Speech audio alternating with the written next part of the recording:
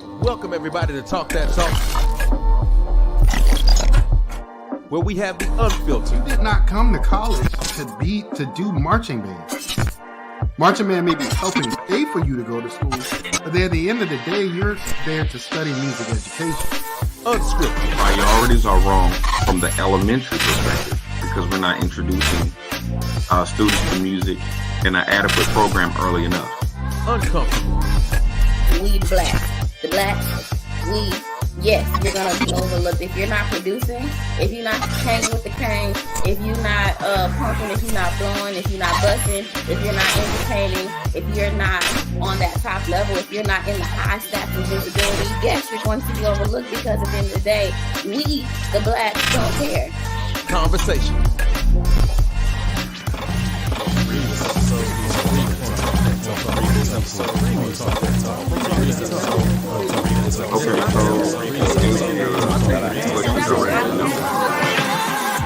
Alright.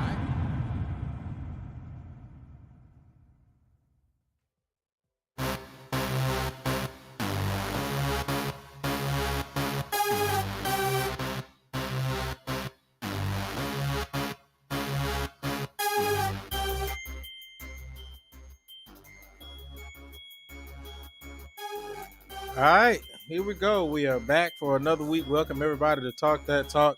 Let me go ahead and introduce the panel. Well, everybody's rocking and playing instruments and doing everything else. To my right, we got Maya. We got Quan. And we got Rick. Throwing that mess up. Oh, gosh. Dog, complain about us throwing up Alpha. Could you throw up the music organizations at least once? He never does, but then he yeah, phony. Absolutely phony. Sin phony. All right, man. It's been a while, man. Let's go ahead and get this thing popping off, man. I can tell you, I have truly missed you guys. I feel like it's been a long time, man. Oh, man, it's great to be back. I will say that last week we had one heck of a show. It's probably top 10, and Rick wasn't even well. Rick came in at the last minute. He came in the last minute. Right, Maya. You better put some respect on this show. All right, but no, we had a great time last week, man, and so it was great to have the crew back. So let's go ahead and do it the right way as we always do it. Anything happened to you guys this past week? Anything that you've seen? Anything that you all have been a part of that you feel free to talk about? Let's get it. I'm gonna go Quan first because I'm scared about what Rick gonna say. Go ahead, Quan. I went to during the spring break. I look at I think it was like the HBCU culture like battle that they had. That was in the gym in Atlanta. Man, I love Alabama State. Like, damn, I love Alabama State. Like, for real. Like, being honest, they like my top 1-2 band now. Like, if they continue that and A&M, like, real talk. I mean, I think they have a distinct sound. I think if they continue building on what they have for next year, bro, like, they're gonna be a band to be reckoned with. And honestly, we have to get out that aspect of the normal top 5 that we normally place. Also, like I say, I always look out for the bands that people don't speak about. Benedict College ain't no band to be played with either. I really like what they're doing over there as well. So yeah. I'm gonna be honest with you. I'm completely unaware of whatever you're talking about. I didn't even know there was a battle that went down. I missed all of that. I don't know. Yeah, I'll send it to you. But like, of course, during spring break, man, I sat down and low key binge watched some of the videos, man. It was some good stuff. Like, it was some good stuff. Like I said, Alabama State, Alabama A&M, Benedict College. I mean, it was some great sounds, man. I gotta go back and check it out. You said you sent it to me. I'm gonna have to go look and see what you're talking about because I must have missed it. So no, I'll send it to you. I'm saying. Oh, I thought you said you sent it to me. Okay, you will send it to me. Yeah, okay. I'll check it out. All right. I'm afraid of this one, Rick. What you got, bro? Well, hello everyone. How are you? Hi, Boo Boo Kitty. Fragrance of the Evening, a la Rose by Francis Kirk John. But anyway, Nope. y'all, why do I have to answer this, man? So I saw these. I saw a continuation of parade season. It was what it was. I saw UAPB's Wind Ensemble. They posted a video of their Wind Ensemble. Not bad. Pretty good. Pretty good.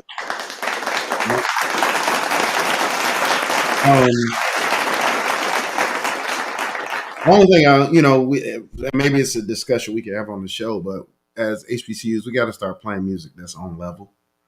Like, it's college. You should be playing grade 6, and some you should aspire to. And it's some creativity that can happen there to make that happen. It's a lot of literature that's written, to really take advantage of what we have. Most of our HBCUs have strong euphonium sections. Get on that first suite. I'm sure you got a euphonium player that can play that euphonium solo. All right, or is that second? I can't remember. Yeah. So, yeah, I saw some Wind Ensemble stuff. I saw some that. Shout out to all the bands that are participating in the HBCU Band Consortium this weekend. Hopefully we get some videos of those ensembles playing. Just as much energy in those videos as we get with these parade season videos, most of which don't sound good. Y'all thought I was just gonna gas? No, y'all know that mess don't sound good, but we can't be honest with each other, so whatever. But most of it doesn't sound good. But I guess it's for the culture, right? It ain't meant to sound good. I think somebody said it one time, so whatever. What else did I see from the HBCU side? I think that's pretty much it, man. I think that there's a lot of good things. Oh, shout out to PV with the new episode of March. It was good too. So that's it. And going back to the PV thing very quickly, I think isn't this Sunday their last episode? So I think after this, the season is over. And I could be wrong. I don't know. But I will say this, man. Y'all, the funny thing is, like, we talk about supporting the culture and things of that nature, but I don't know too many people who are like really, really watching it, like, and investing in it and talking about it and making it a thing, right? And I think that is really interesting to me because this is a way to keep the quote unquote culture going, is to have not only have these things in place on national television, but supporting it as much as possible. All right. Just because you didn't march there, or just because that may not be your favorite band's favorite band, we still want to support it because they may put your favorite band up there if we continuously support it. So, I haven't heard a lot of pub about it from the perspective of band. Like, I even think it's interesting the storylines that they have on the show. I would think they would have talked about it. Well, I think the in a storylines positive or a negative way. I think the storylines are a little forced. Yeah, but that's what I'm saying. I think it makes for good TV. But I think we all need to be scared. You don't move a popular show from an 8:00 time frame to 8:00 on a Sunday on the weekend. So that should tell you all you need to know about how that show is doing. If that show was pulling in 1 million followers a week, trust me, that thing would still be during the week at 8:00 at prime time. So, we can see what that's going to be. But, at the end of the day, man, if we can't get past our hate of a program because they don't do what we like enough to support our people, then that's just the nature of the Black community, man. We won't be able to get out of our own way. Everything is about, like Maya said, we like the glitz and the glamour and all that other mess, the coonery. You want to do that? Go right ahead. I don't care whose band it was. If Benedict was up there, I have no affiliation with Benedict College, but if Benedict was on March, I would be watching March because it's our culture being displayed on national TV. And it's a shame, man, that we got people that can't even get out of their own way to just support Black people. But we'll support Conan. We'll get people up there with the Black Ink Crew, all these other shows where people just on that ignorant mess all the time. We'll support that. but some college students and all these great things that's happening, man. We won't support that. I think it's ridiculous. Go ahead, Carl. Well, the reality is, we the blacks, we want to support it in the manner that we want to support it, and if it's not in that manner, we're not gonna do it. Like you said, if this was a different school, people would support it.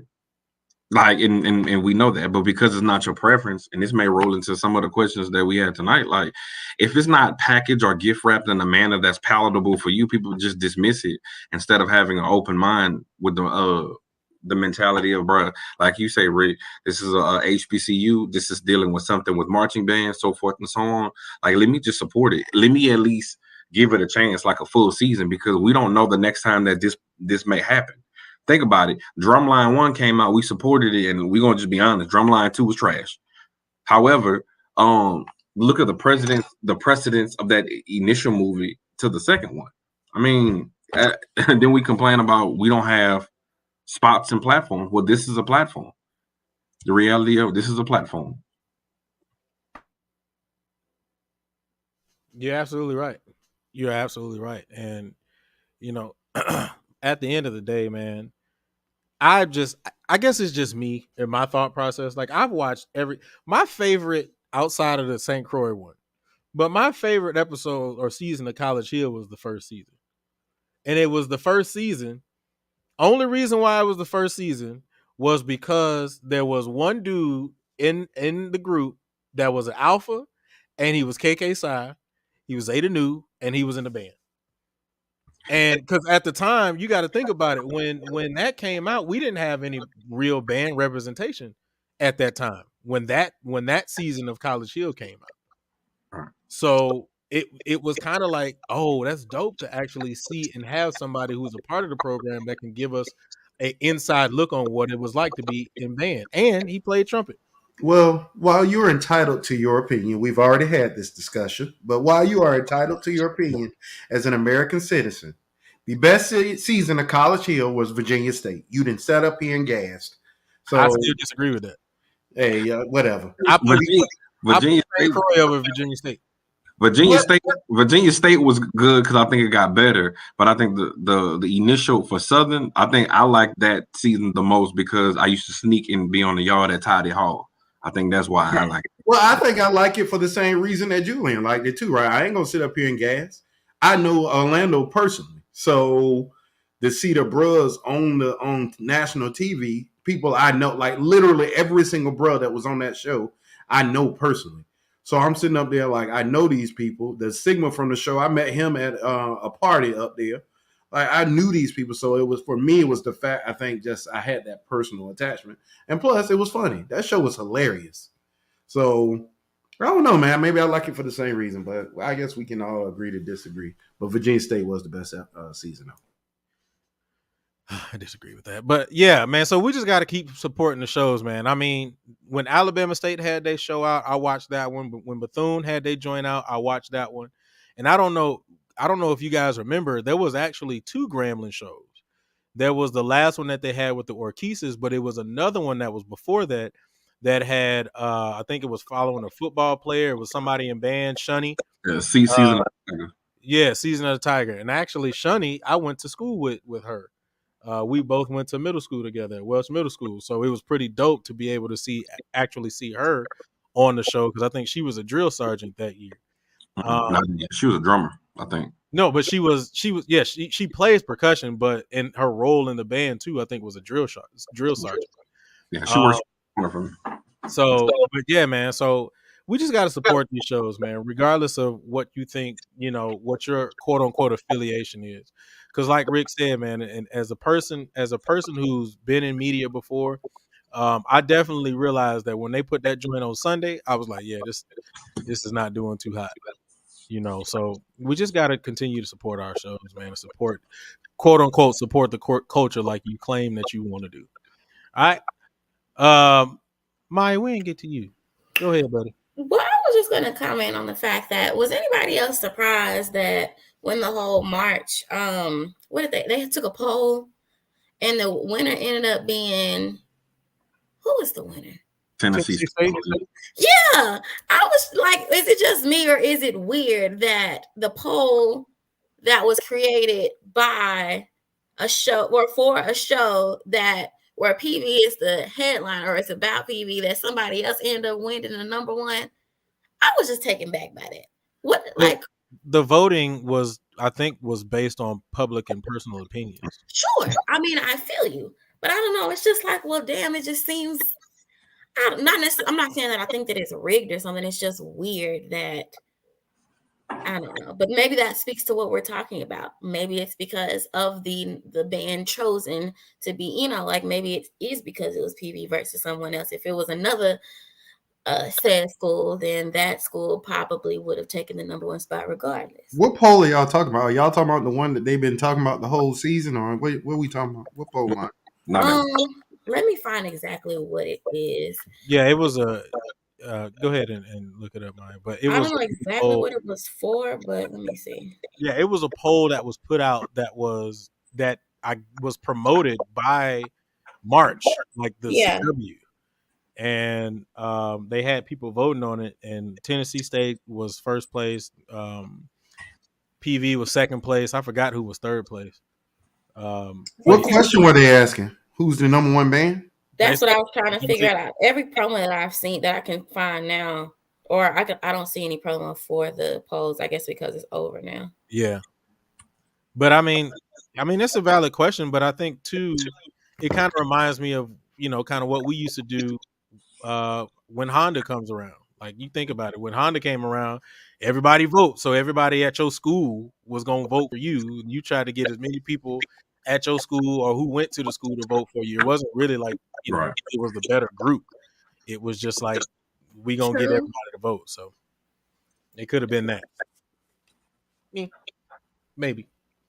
I'm just guessing. Is Honda voting fair? Is Honda voting fair? I know that me and Rick sat in on a very interesting meeting about Honda once before, and oh shit, what's tea? I'm gonna leave it at that. I'm not gonna leave it at that. So Maya, we sat in a Honda meeting because y'all know I don't care because whatever. Oh, I guess look, Julian don't want to get into this week because he no. Oh, you good? Go ahead.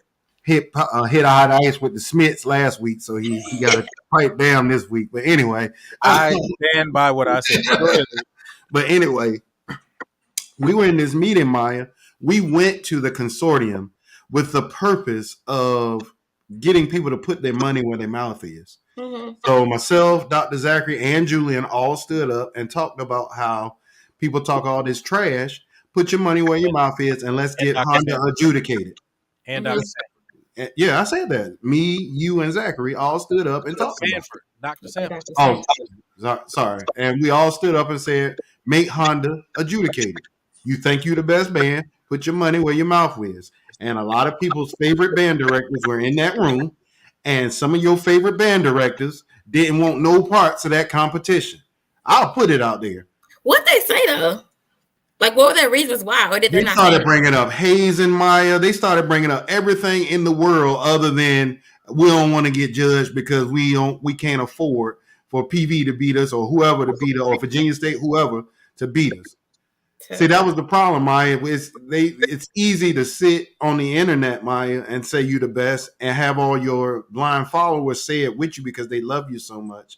It's another thing to get unbiased people that have no attachment to any of those schools in there that know what music is and be able to have your band adjudicated. And they want no parts of that. And it won't just one school.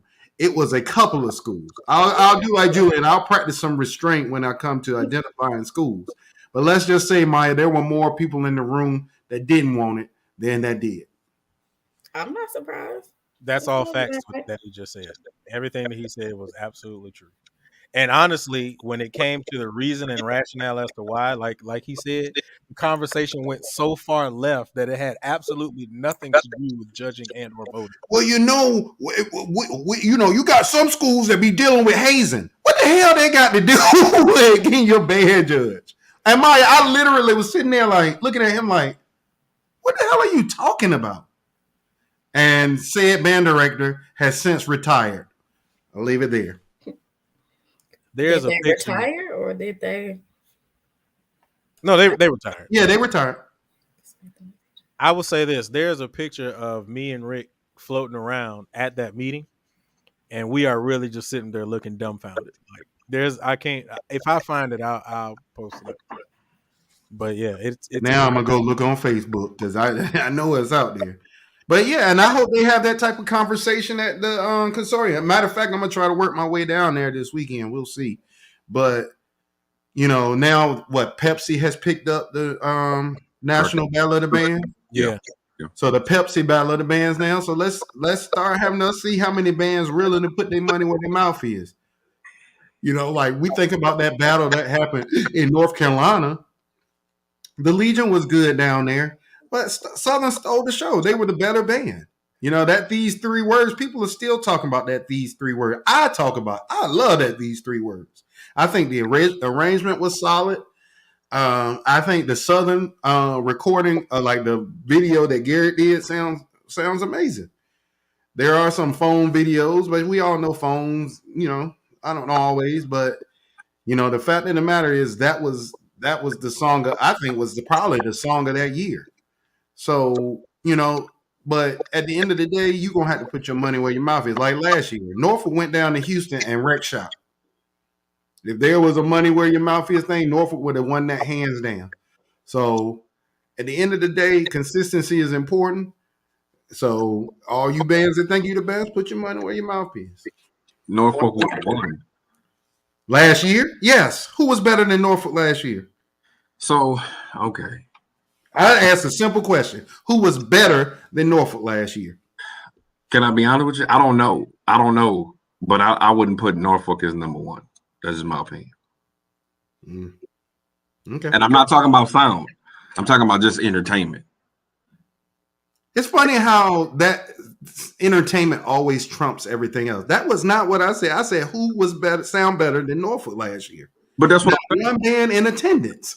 No, but that's what I'm saying. It's like, so as a spectator, being fair, as a spectator, if I'm looking at it, like the sound is immaculate. I don't think it's like Norfolk Bethune, like roundabout that.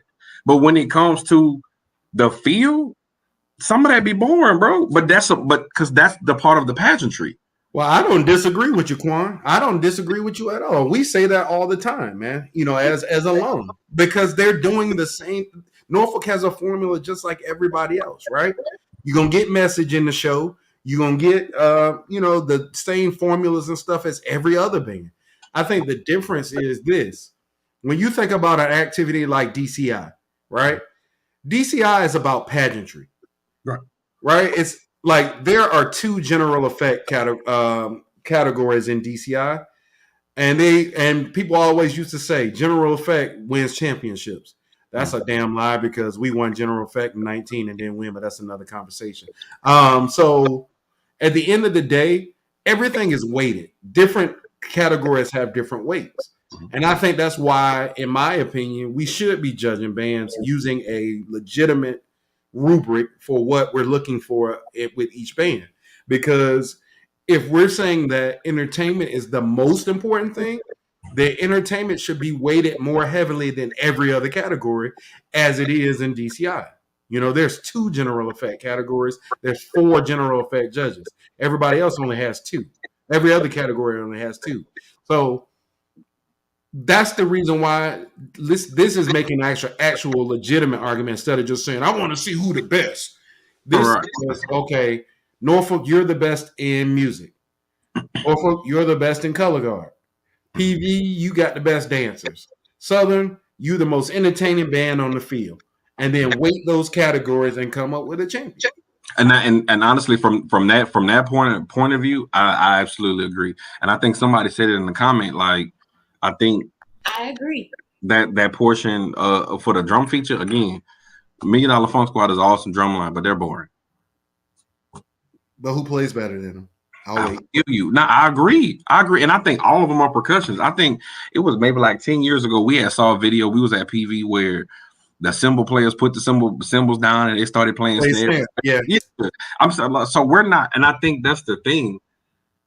So if I'm looking at this show, am I looking at it as an adjudicator? Am I looking at it as a spectator? At the time when I was looking at it as a spectator, I'm like, hey, them boys sound great, sound awesome. They doing their job, but it was boring as a percussionist. They were boring. Let me ask you a question.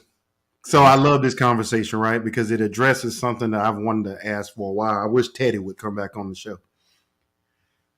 The music that y'all played for the field show, not the drum break that y'all always did, but the actual music for the show, was it boring? Hell yeah, though. But our feature wasn't boring though. No, that's not what you said. No, Quan. Now you moving the goalpost. No. I said no. So being fair. I said the music that they played was on point. I said their feature was boring. When they were just featured, that was boring to me. No, you made a blanket statement and said that MD is a great drum line, but they're boring. That was exactly what you said. Okay. You did not say, but their drum feature was boring. So sitting back there, and this is not an indictment against PV, because I know Bailey was writing parts for PV, so I know it's not the truth for them. But Quan, you and I both know that there are many bands where the section leader sitting up there locked up turns around and say, "Hey, bass drums, y'all play this." Boom, boom, boom. And then the snare comes. And they play the same thing over and over. That's boring. That's elementary. We listened to it on the show. Remember when Julian played that the studio recording of "And Love Goes On"? That's one of the most complicated drum books I've ever heard in an HBCU band. You don't believe me? Y'all go listen to it. Julian, I wish we could. For North, we're talking about for Norfolk. Yeah, when they did "And Love," Julian's gonna have to sing you because he's the only one that has the studio recording. It's not on. I don't think it's online. Okay. So, but it's incredible, man. You can hear all that stuff that Miss Bethea wrote for MD. Ain't no other school playing no stuff like that. They sitting back there. Even Jackson, I know that's everybody's favorite band, and I'm sure they write parts for that band too. But ain't nobody playing that type of stuff that MD was playing. Not one school. I didn't want to get into you guys back and forth, but War and Thunder, they sweet to me. I will never ever say that they can play like they're like technically sound, because I honestly don't ever get a chance to really see their technicality side. But they got a lot of flashes in just their style that's like super sweet to me. That I think that's why everybody talks about War and Thunder, because they're funky. Other than that, I don't ever hear them play anything technical. But like Quan said, they are funky. Like that's what I look at. So yeah. Can y'all please explain to me what's so sweet about it? I could be in 90% of these drum lines. Now, granted, I play percussion, but still, I could be in 90% of these drum lines. About War and Thunder, we asking what's so sweet about them. You're not making the line, bro. Not when we march. Okay, whatever. I know for a fact, Quan. I know for a fact that I could play bass drum at any school in this country, except for maybe MD. So first of all, I play a bass drum, so I got gloves in the car. Hey, I'm gonna actually use technique. I'm gonna talk about fulcrum and being able to play with the right technique, and they're gonna look at me and be, "Oh, dog, you in that white mess?" No, that ain't that white mess. That's what drum technique is, you idiot. I agree with that. I agree with that. But so just like you said, bro, I do think that it's a portion of, we truly had a rubric of breaking down, because all of it is subjective until you honestly write it out. So is War and Thunder a great drum line? Absolutely. Was that particular feature boring? Absolutely. Was PV drum parts for the music boring? Absolutely. But was our drum features on point? Absolutely. So if Tom Onks from the Cadets or Skojo from the Blue Devils, who has no affiliation to any HBCU in the world, came and just specifically playing in the drum line, who would win? Who would win drums? I'm MD gonna win it, but I'm gonna tell you why. No. But I'm gonna tell you why. It's because I've seen them post MD, and they literally said we don't prefer. And I'm not saying those two individuals, but it was a gentleman from like a DCI group, and he literally said, I don't too particularly care for traditional drum lines, but this drum line is one of the best. Many people, even from the South, whatever region, will look at MD as a percussion and be like, them boys playing, but they're boring. Because MD performed at PASIC. NCAT did too. And NCAT is also a great drumline. I never said they weren't. And he's a PV alum. But see, but in Crunchy is, but here's the thing. NCAT and Cold Steel is more entertaining than MD. Now they have Yeah. We're not talking about that old harness one with the orange jumpsuits. We're not talking about them. Yeah, but that's my point. We sit on this show all the time and we talk about consistency, right? That's why they call themselves the Canes. Because every year you know what you're gonna get from Southern. There is not 1 year MD that you can pull where they were slipping. And I'll wait. I ain't been following them long. But I can say for 10 years, I can say the last since 2008, Cole's still been holding. I agree. I agree. All right. Like I gotta hit the boo-boo kitty. I agree. I can't take nothing away. What you call him? Crunchy? Crunchy, you doing your thing, homeboy, because Cole Steele is in the conversation of best drum lines in the country. I can't take that. And the crazy got schools like North Carolina Central, especially when Dante and them was there and what they've become now, they legit. That's a DOA, right? I don't know what their name is, bro. I don't know half the section in the country. I know Dizzy hat because I'm a Dizzy. That's it. Hey. Here's the crazy thing though. Crunchy was there too. At Central when Tay was there? I don't know who Mr. Tay is, but I know Crunchy was there. He's been on the show. Heavyset brother. He's the band director he's in Richmond now. Richmond now. I know around, let me see, I stopped marching 09, 08, 09. Crunchy was there when they did the Earth song. So no, this is recent. Yeah, Tay. I mean, they just have a good drum line. I know people talk about Bethune-Cookman and FAMU. You even said it, Quan, with Fam and those particular drums that's supposed to be like skinny, but they the only ones that use them and stuff like that. Like, I don't mind doing stuff different, but you can't, like they call him MD Bourne. You can't take away from the fact that it's only a few schools and HBCU bands that can actually play tonal bass drums. I'm sorry, sitting back there and just beating the bass drum like it's a kick drum is cool, but when you add in the tonal bass drum factor, it changes the game for me, bro. I'm sorry. I feel you. And then so when you get a chance though, go look up like Prairie View, the early 2000s, late 1990s, early 2000s. Stop at 05. We played tonal bass drums too, and actually happened. All right, man. That was a whole topic within itself. We gonna have to. Hey, you know what we're gonna do? Matter of fact, I'm gonna do that. I'm gonna get in touch with a couple of percussionists that I know. We're gonna have a percussion day on Talk That Talk. So that's gonna be a boring day there. But what I did want to say is two things before we move on to the next. Till we actually move on to the real topics.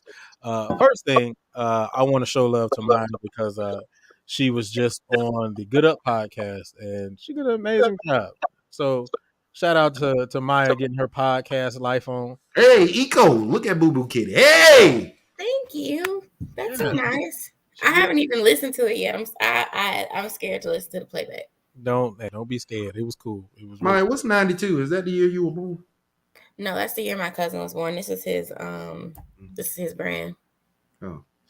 And then the other thing is, I really wanted to hear what Maya had to say about War and Thunder because I found out a couple episodes ago that she loves her some War and Thunder, and I was trying to figure out what her response to War and Thunder was going to be because I was waiting on it, and y'all ain't let her get it, and I want to hear that one.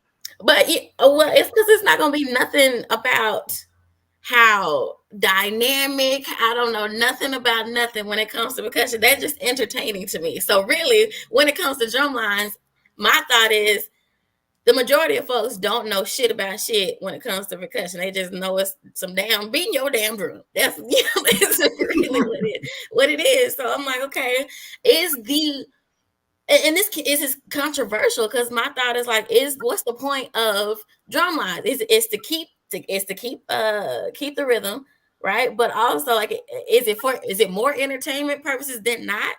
But see, that's the problem, Maya. Most people share that same thought. The problem with that is this: when I teach pedagogy classes, the number one discipline problem you'll have in your band is the percussion section if you have that mentality. The purpose of the percussion section is to be just as much a musician as every single person in the damn band room. Sure. But we don't teach that. We teach that Big Poopy can come off the street and just pick up a bass drum and beat that thing as loud. Ricky Smiley even said it. Yeah. Ricky Smiley became KK Side off of that daggone skit alone. That man wanted nobody band in college. He was the brothers in college, setting hops out. But he did that Big Pookie skit, and somebody was like, "Oh, he need to be side. Come on, bro." Like, but literally, I mean, it was funny and it was relatable just off the aesthetic of the entertainment. You're right. But I mean, people can say that with dance too, because it's like, okay, well, if you ask the masses, what's the point of the dance lines? But that's a reason why a lot of these schools, wind ensembles, are suffering. Because of that same example I keep giving. Me sitting in that little ass corner in that practice room, and that boy rolling that damn bass drum in there and almost busting my eardrums trying to play that thing as loud as he could. And we think that's acceptable. But here's the thing. That's not. I think the purpose of a drum line, it is to keep time. It is to add flair, to the band. But when they're an ensemble of itself, your cadences, like, it should be like a playlist. I got a playlist for the drummers. I got a playlist for entertainment, because you're gonna have a drummer in there that be like, man, they're not playing nothing. Then you're gonna have another person in there that's like in the crowd that's like, well, damn, I want to be entertained. So you have to have that playlist.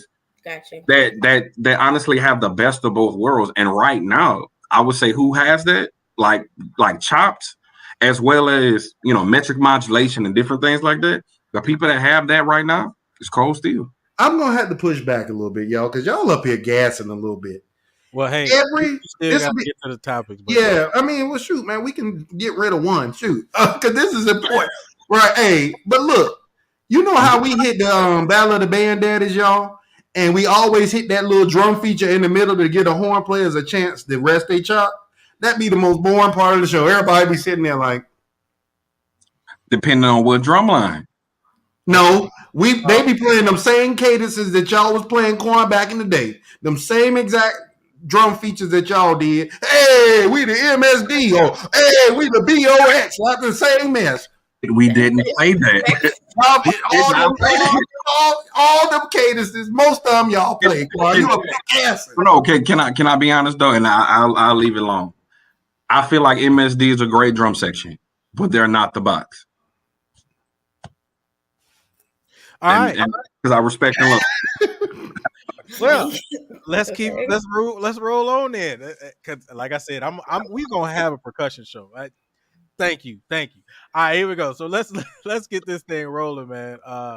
Because we ain't got to not one question yet. All right, man. If you just tuned in, welcome everybody to Talk That Talk. We have the unfiltered, unscripted, uncomfortable conversations about band, HBCU band culture, music education, and more. As soon as you come in, go ahead and smash that like button. Oh, I forgot it. Smash the like daddy. There we go. Smash that like daddy. Don't wait, man. Go ahead and smash that like daddy as soon as you come in. All right. Also, please make sure you subscribe to the network and turn on notifications. You can also find us at all of your podcasting areas. Just look us up at Real Talk That Talk. We are officially on all podcasting. All right. This it's stuck in my head now. Oh, hey, we look with the hip rotation shit. So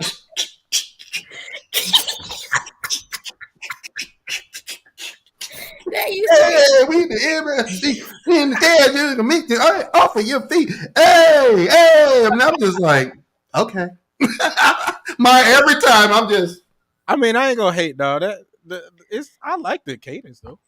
I thought you ain't know it, Quan. I look, you see him hitting it by he over there, hitting it with the stick.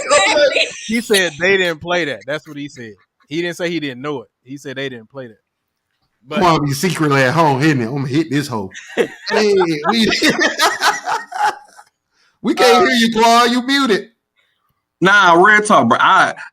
Because I have to put this out there. I love MSD, but I really want them to have their own identity. I think that's fair to them about what they've endeavored through as that transition from PV and directors and whatnot. I want them kids to stand on their own. Like, we the same drum line, but I want them to have their own identity. That's all. And I'll leave That's hot. But Quan, you know what too though? That's why I know a lot of people be gassing. Me, Julie, and Maya, we were all at that HBCU style band competition at PV. And they bought the drum line out only, y'all. And I swear to God, that's one of the loudest things I have ever. Those guys they were beating them drums so loud. It ain't no way you gonna sit up here and tell me that PV don't be bringing no sound.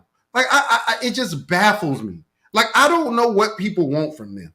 I really don't. I don't know. Like, what do you want? A bright, edgy, nasty, no releases, no nothing? Because it's just like the young people say. It's just cap.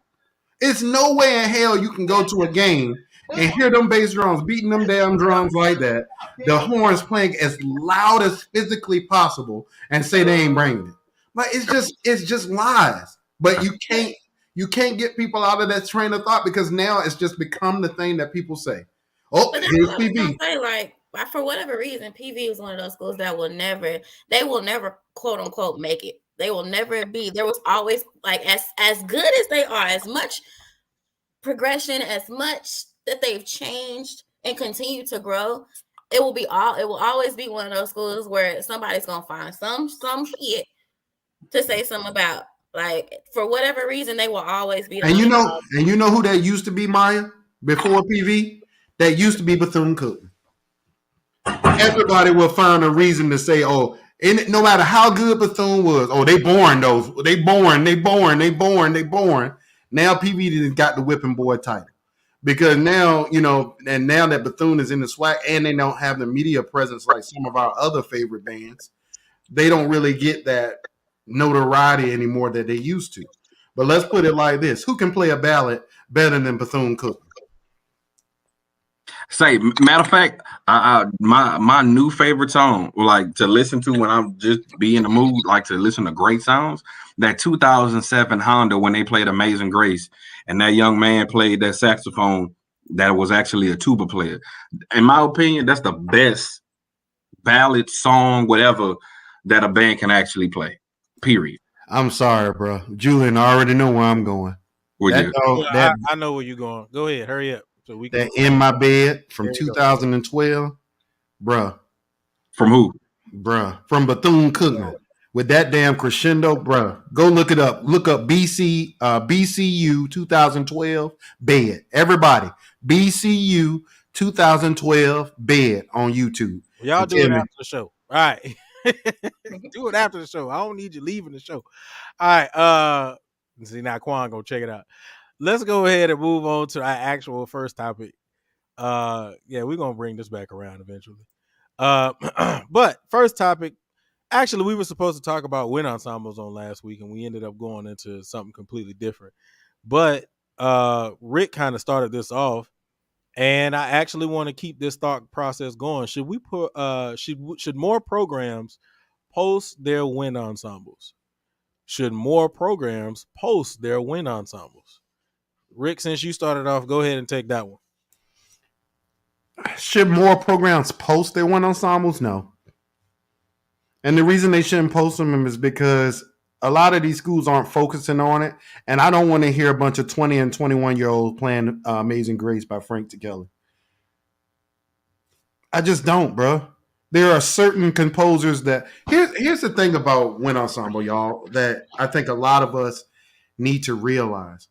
There is a plethora of literature out there that fits every grade level and every, style that you want to do. But there is a group of composers that I know people know and they go to religiously.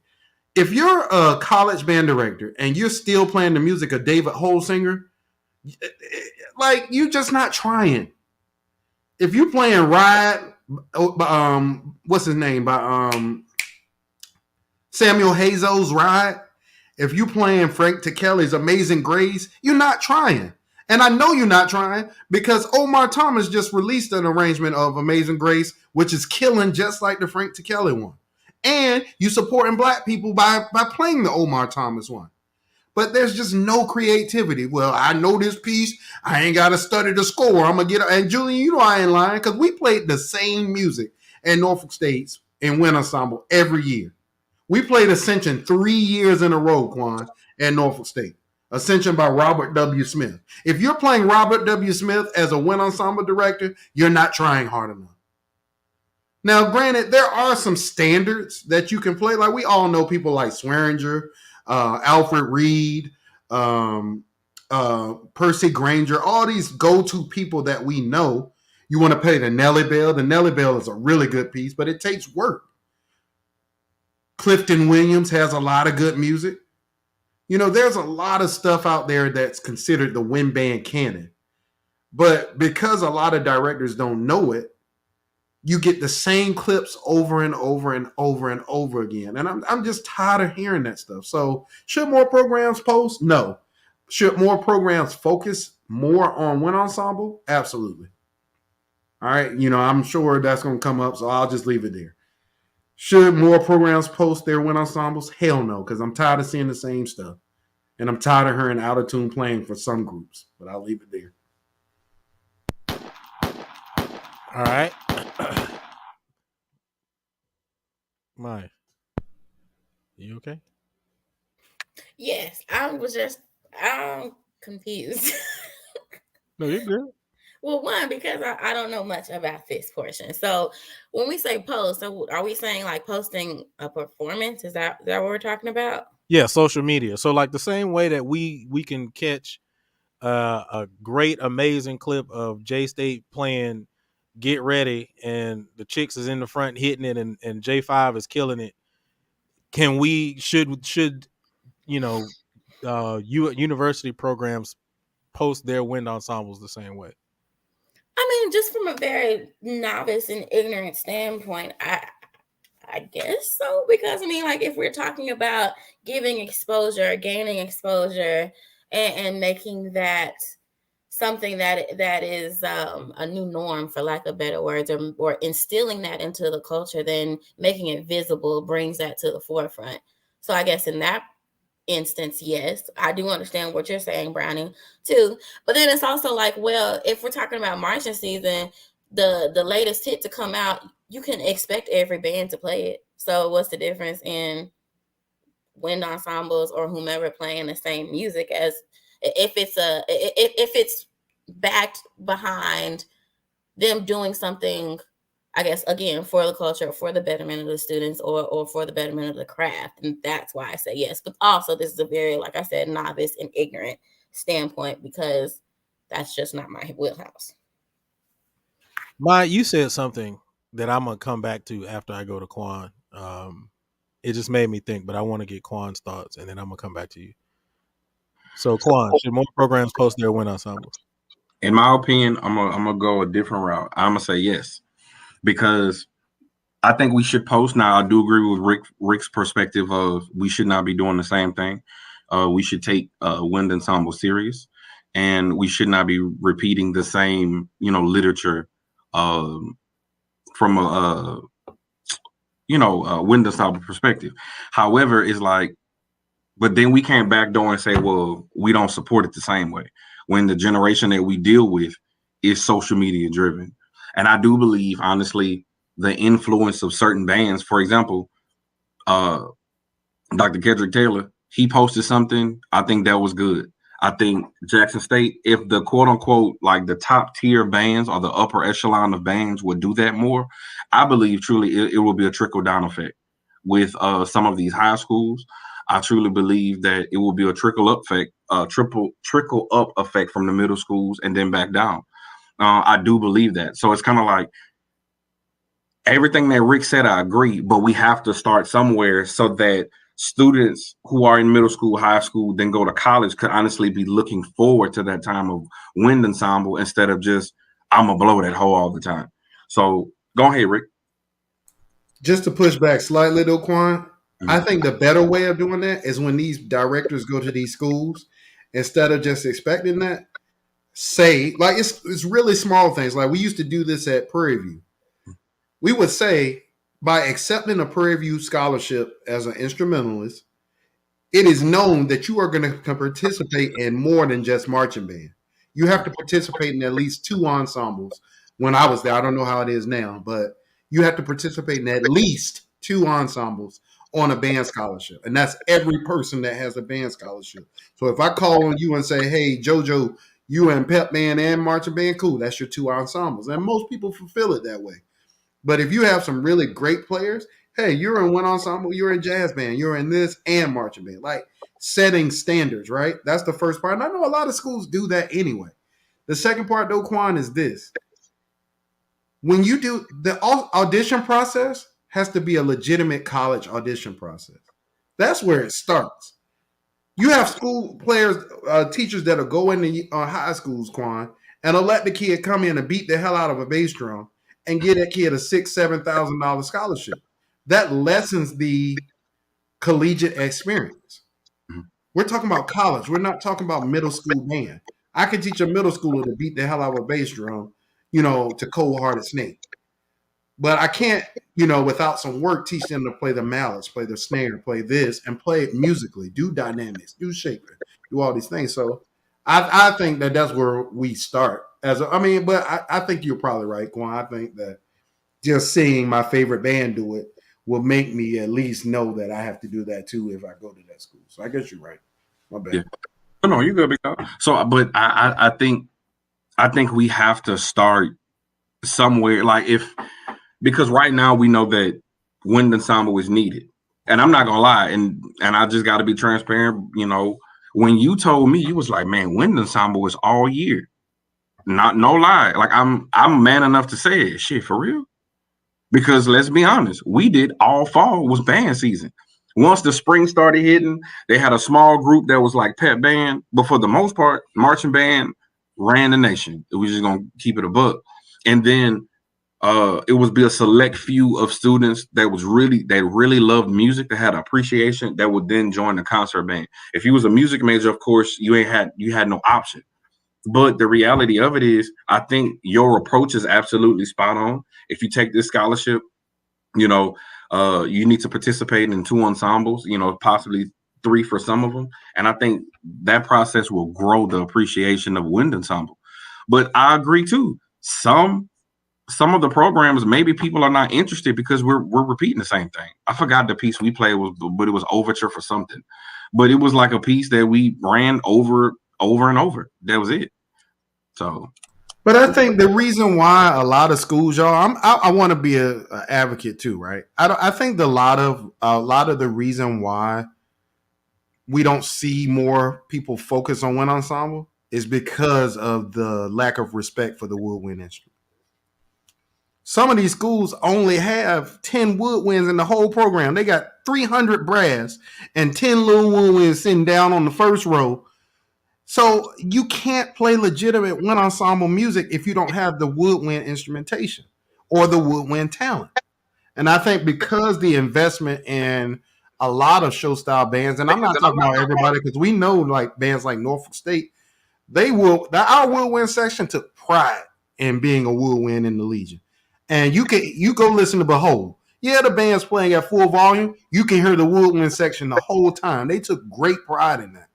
So I think the lack of wind ensemble at HBCUs comes from the lack of appreciation for a great woodwind section. Invest in your woodwind section. You can play some of this literature. But if you got some woodwind sections that can't play 16th notes, you can't play wind ensemble lit. And I'm talking about grade 3 and 4. I ain't even talking about John Mackey and some of these John Omar Thomas. You know what I'm saying? So at the end of the day, man, it's a wide ranging issue that we're facing, Quan, when it comes to our band programs. And I'll say this, and I'll be done. We also need to have competent people that's on the podium too for wind ensemble. You know what I'm saying? It's like it's a big difference. Like marching band, because that culture is established, what type of sound that you're going to get for the most part. Wind ensemble is different, bro. Like stylistically, you need to play it like this. You have to keep the piece to and play it with fidelity because the composer wanted it this way. You have to understand program notes. You have to understand score studying, so forth and so on. So that's a whole different kind of can of worms instead of, some of the things we do for marching band. But like I say, you look like when we went to that what you call them professional development for the Cavaliers. The title of it was what it was like playing marching concert band things for the marching band. So you should be a marching concert band, and those things should just transfer over to the wind ensemble. But you got to set the standard and practice wind ensemble all year round. Shout out to the Woodwind Mafia. Um, so real quick, Maya, coming back to you, Quan was kind of hinting at some of the things that I was gonna say, but as a person, when you say that it's not part of your wheelhouse, hope I said that correctly. It's not part of your wheelhouse. Would you, because you know marching band very well, was it because you were exposed to it a lot more than what you were from the wind ensemble perspective? Which is the reason why I say it's not my wheelhouse. Right. Yes. Well, because I also yes, but I wasn't in wind ensemble. So by the time I hit college, I was no longer playing instruments. So there was no not necessarily visibility, there's no experience that lies there. So for me to speak firsthand or really know what all it entails, it's hard for me to, or that's why I take that that stance, because I don't want to take away from those who have actual literal experience, who can provide a firsthand type of perspective versus not. Me, it's just the outside looking in, my general understanding rather of music and different ensembles. So yeah. So in essence, what you're saying is more or less exposure to it. Yeah. Yeah. Yeah. And I think that's kind of where I was kind of going with that too. And I think Quan, you were kind of on that same page, right? It being out there is exposure.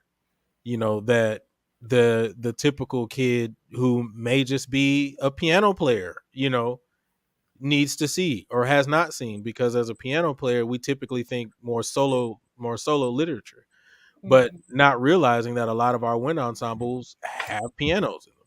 Mm-hmm. But we wouldn't know that. Every piece except for one that I'm playing on this next concert cycle has piano and string bass. But that's, I think we're all saying the same thing though, right, Julian? My take on it applies to what y'all are saying. In addition to what y'all are saying with exposure, if you got the same videos being posted, or if you got crappy wind ensemble videos being posted, what do you think the kid's gonna say? There's a lot of great literature for wind ensemble that is exciting and is entertaining. But we don't never hear that stuff because a lot of groups play the same stuff over and over. Go look up Dan Zone No. 2 by Marquez. That song has everything in it, and it's grade 5. You know, so go ahead, Mark. Is the reason why, so well now that warrants why is the same music or the same selections being utilized over and over and over? Is that just what, are we talking about HBCU culture? Are we just talking about collegiate in general, or who is it? Or does that go back to the conversations of lazy band directors who only utilize that same old just to say that they did it and it's done, here we are, but not really investing in the craft and wanting to kind of challenge? For some, not all, Maya, that is the case. Before you go, Quan, Maya, I appreciate you. See, this is why I love you, Maya. Because I'm not even gonna go through the whole spiel. The next topic was, do HBCU bands value concert literature? Tough. All right, go ahead, Quan. Nah, this is my last point. But I always go back to your first introduction of something. If a lot of these, if we had effective teaching in the middle school sector, when I was a middle school teacher, bro, I loved it so much to where they just was excited to play not only music, but play music the right way. It's like the purest form when they first start. You know what I'm saying? Like when they are able to hit the green, they're not focusing on blowing that hoe. They when you have an adequate teacher and you're teaching them this is what a good sound like, and they're able to emulate that, is different. When you introduce them in a proper manner, this is what the capability of your horn at this level, and this is the piece, and they're able to complete that piece. I mean, it's something that is honestly unprecedented. So in my opinion, we need to introduce concert literature at that level and then continue it on so people have an appreciation of both worlds. We know, both of us, if you eat the same thing every day, I ain't gonna want it after a while. And I think even for me in my professional career, I just be tired of marching band. It's so much other music out there that's beautiful, that's well written and composed, that we're missing it, to where it's like all I want is my mama chicken. That's all I want is my mama chicken. That's all I want is my mama chicken. Well, guess what? You ain't never been to somebody else fried chicken place. Like it's just so many limitations that we have, in our community. That's honestly it's borderline just ignorant because we don't want to change to a degree.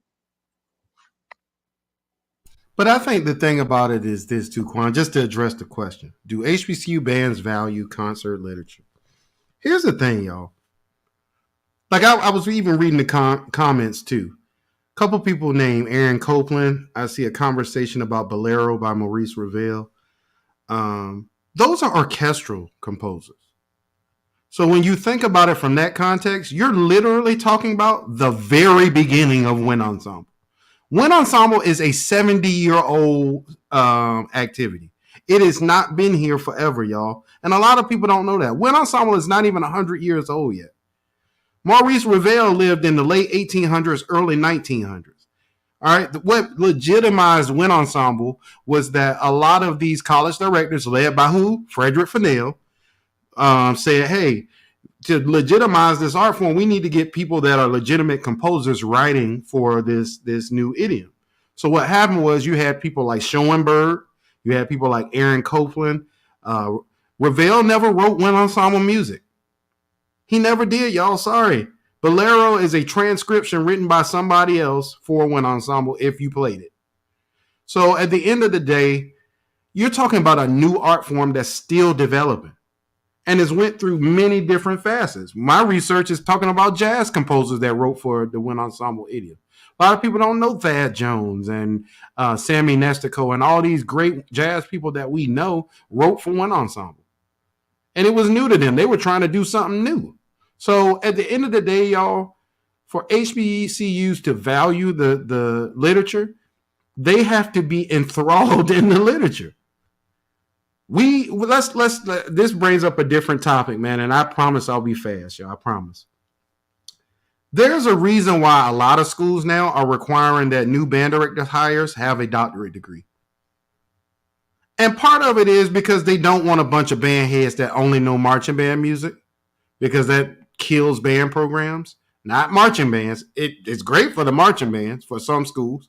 It kills music programs, especially if you're a director of bands, plural.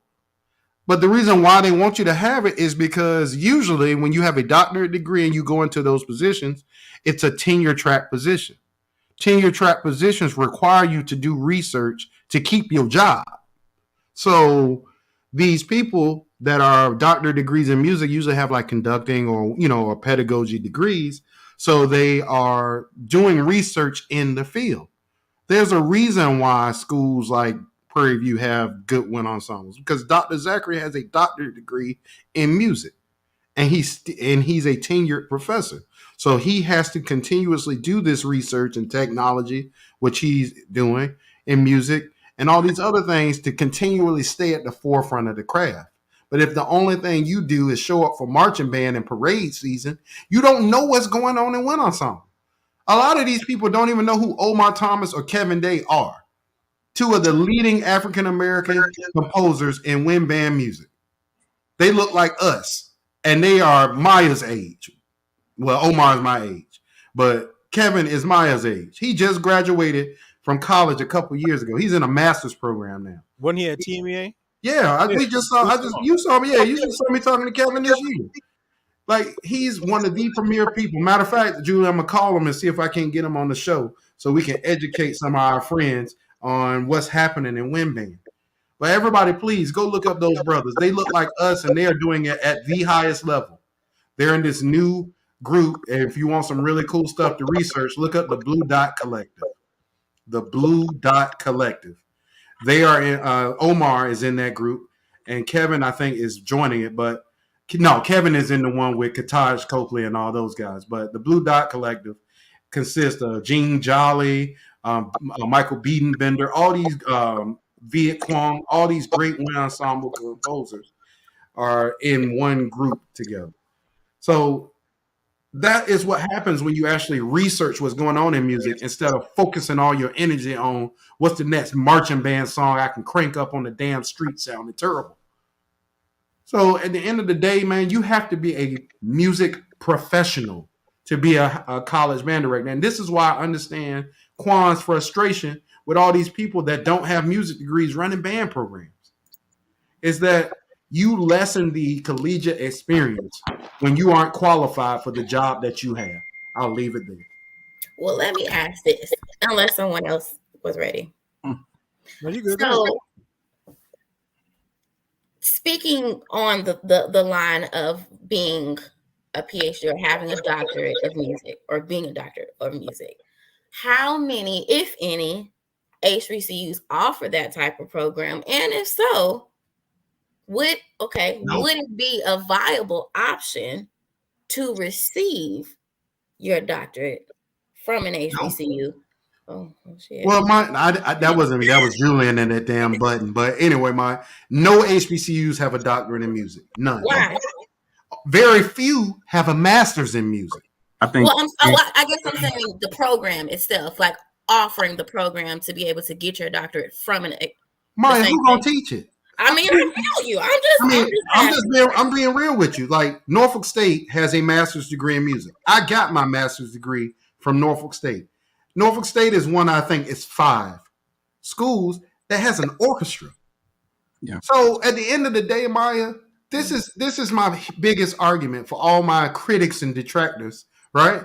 Is that y'all can sit up here and argue me down about some damn marching band for your favorite schools. Do they have an orchestra? Do they have chamber ensembles? Do they have research opportunities for the students, not the teachers? We have to do it if you're tenure track. What are the students doing research-wise? Brother asked, yes, Thad Jones, in the comment, I'm trying to go back and forth. Thad Jones, that's the basis of my research, by the way. Thad Jones were one wind ensemble piece. It's called Northwest Suite. I just performed it last semester. It's only been performed 3 times. You wouldn't know that if you sitting at home worried about goddamn who do I turn to and blowing on the next band that marches past you in the damn parade. We have to be better, y'all. We have to get out of this mindset that marching band is everything. And I know that makes people have to do this, Maya. They have to look inward and say, okay, this is an area I know I'm not comfortable in. My wind ensemble can only play Ghost Train but so many times. Ghost Train came out in the early 2000s. Late 90s. I was in high school when Ghost Train came out in 1996. I played Ghost Train, Maya, the year it was written in high school. Right? People still making that the basis of their program. And Ghost Train is a great piece. Don't get me wrong. I'm not taking away from it. I did Ghost Train with our concert band, our 3rd ensemble, my first year at UConn. But there are so many people, Maya, that won't get out of their own way to say that there's things that are bigger than playing back that ass up in the stands. And until we get out of that mindset, Maya, our programs aren't going to get better. We're going to continue to do the same thing. We're going to continue to not grow. And everybody around us is going to recruit our best talent to their schools. That's why I love Deion Sanders. And I'll end it here. That's why I love Deion Sanders. Deion Sanders took his expertise in football, being the best cornerback to ever play football, and he took his talents to an HBCU. Why? Because the white man wouldn't give him an opportunity to coach at the white level. So he said, you know what I'm going to do? I'm going to take this black school and I'm going to put them in every single event that y'all would have put y'all big schools in. And then I'm going to bring people along with me. He just did his pro day, Maya, a couple of days ago. He had Mississippi Valley and Alcorn there with him. 22 of the 32 teams showed up. Yeah, it was about 22. And Dion looked at the camera. My was like, "Look, the 10 that didn't show up, I got your ass." He was like, I bet let me see you at Ole Miss or at Mississippi State. You're gonna have to answer for it. Having somebody with expertise still matters. And putting somebody without expertise in charge of a band program disintegrates the band. I'll leave it there.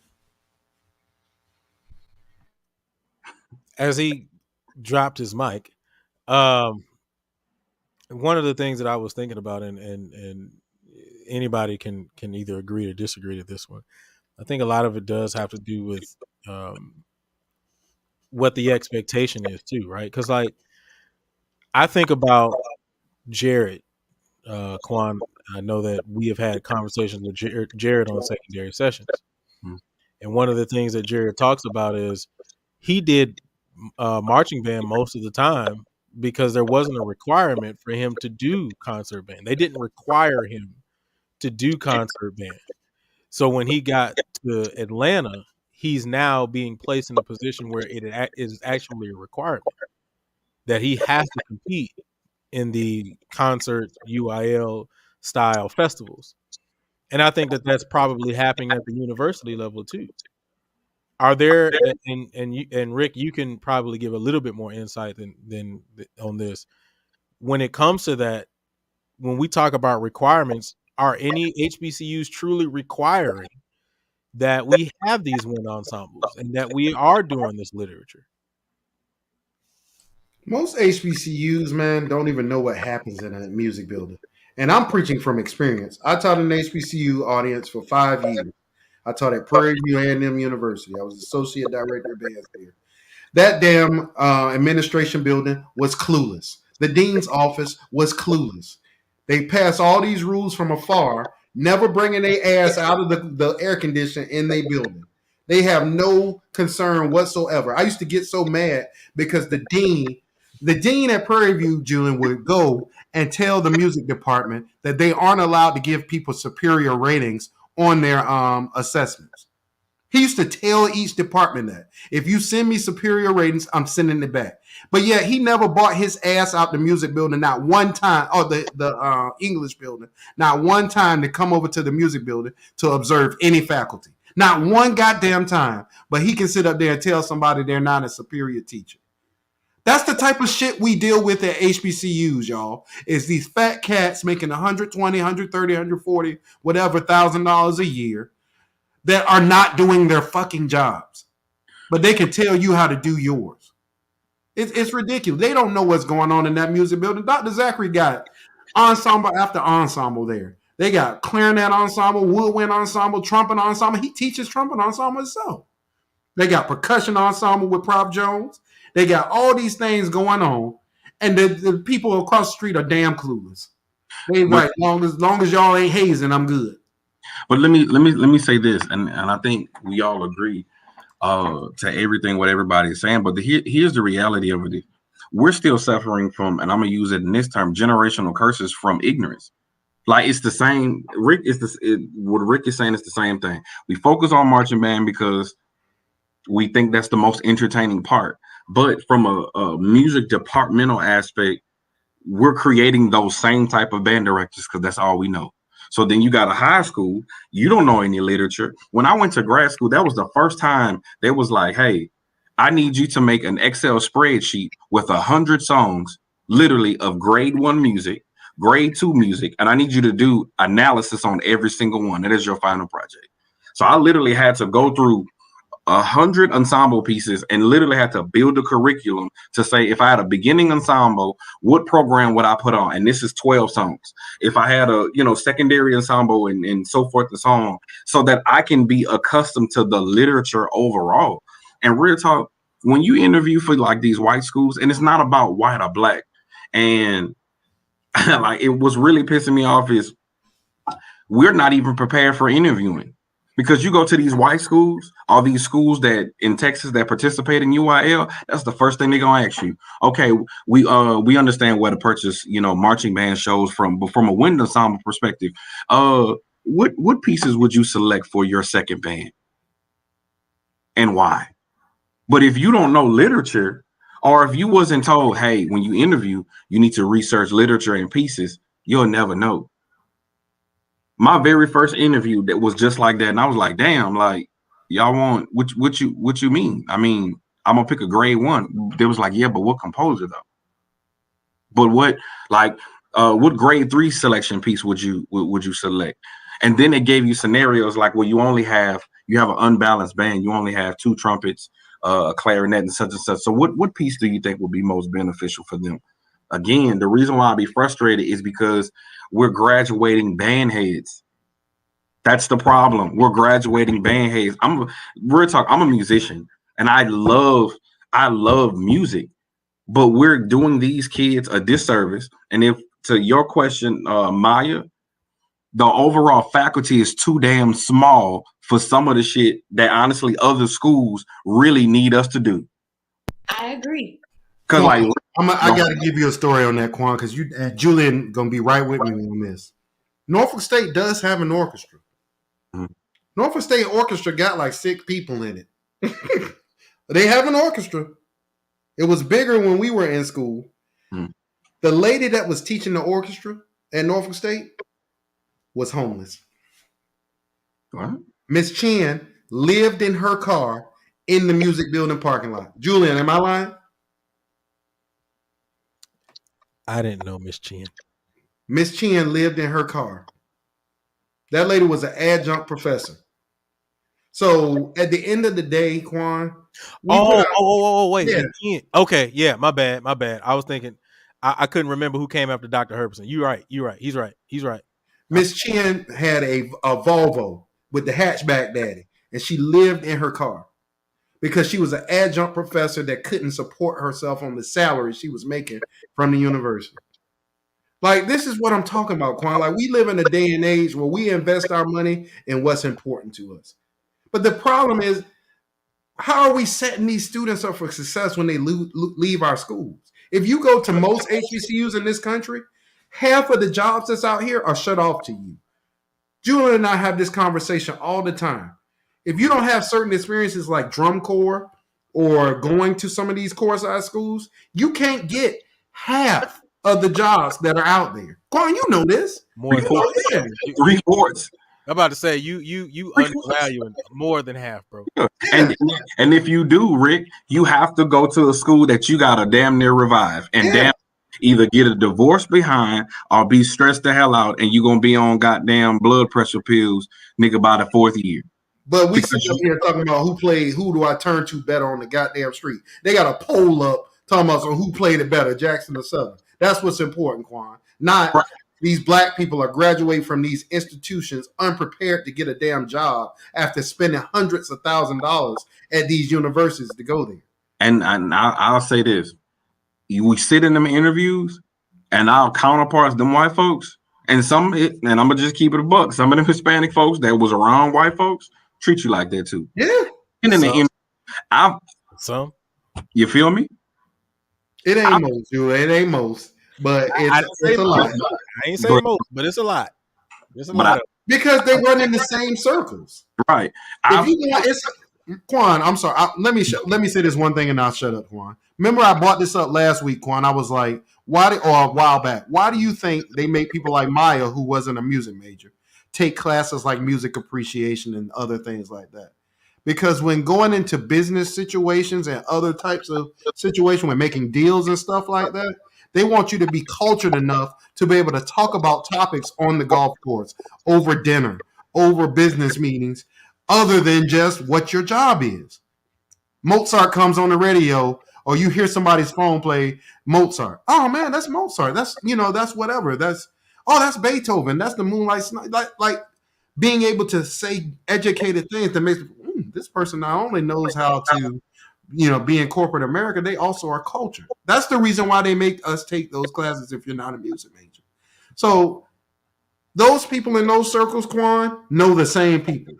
When you go into that circle as a drummer, somebody from a chorus-style background or a music background, hey, you're a bass drummer. You know who Scott Johnson is? You know who Tom Ongst is? You know who Tom Rarick is? And you sit up there like, who is that? Watch this though. that's the conversation that you run into. For Yep. example, like TMEA, when you be at these percussion booths and they're shopping their product, and this is real talk. Why you have to be versatile. You go, if you ask a person from drum corps, you're not about to battle like, say, bro, you know these chops, like let me grid this rudiment. Nah, they're gonna ask you, say, bro, you know Diddy? Play the opening to Diddy real quick. Or matter of fact, one of my favorites, they're gonna say, hey, play the opening to Tilt real quick, which is my favorite show of all time. Like, that's all I'm saying. It's like you run into that. I've been in an interview, and as my hand is resting on my Bible that's sitting on my desk, the dude told me straight up, say, real talk. I mean, you're very articulate. Like I think you're a great candidate and you will be a great band director. But I can't trust you because I've heard too many things about Prairie View's music department and Texas Southern music department. I don't know which one is worse. In the interview. So that's not an indictment about the university either, Quan. Right. That's an indictment about the unprepared people that came out of the university. We used to get that, well, not as much at Norfolk because Norfolk State was graduating great, candidates.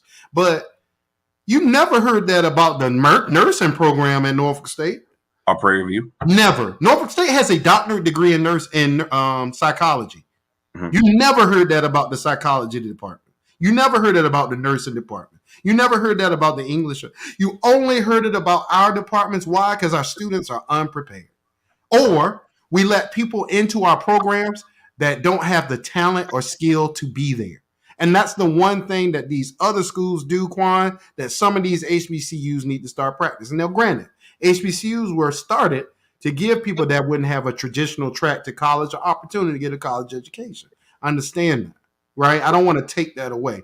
Like, remember how mad we were when PV raised the requirements to almost like Ivy League level to get into PV. I think that's dumb. But there's nothing wrong with having standards.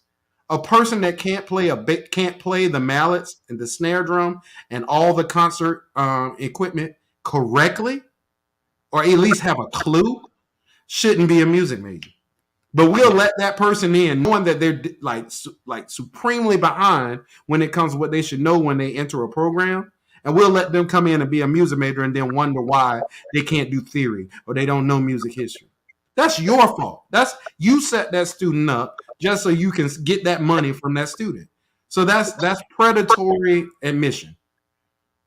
There's a lot of people that play percussion, Quan, that doesn't know that you're actually supposed to have a fulcrum on a tambourine.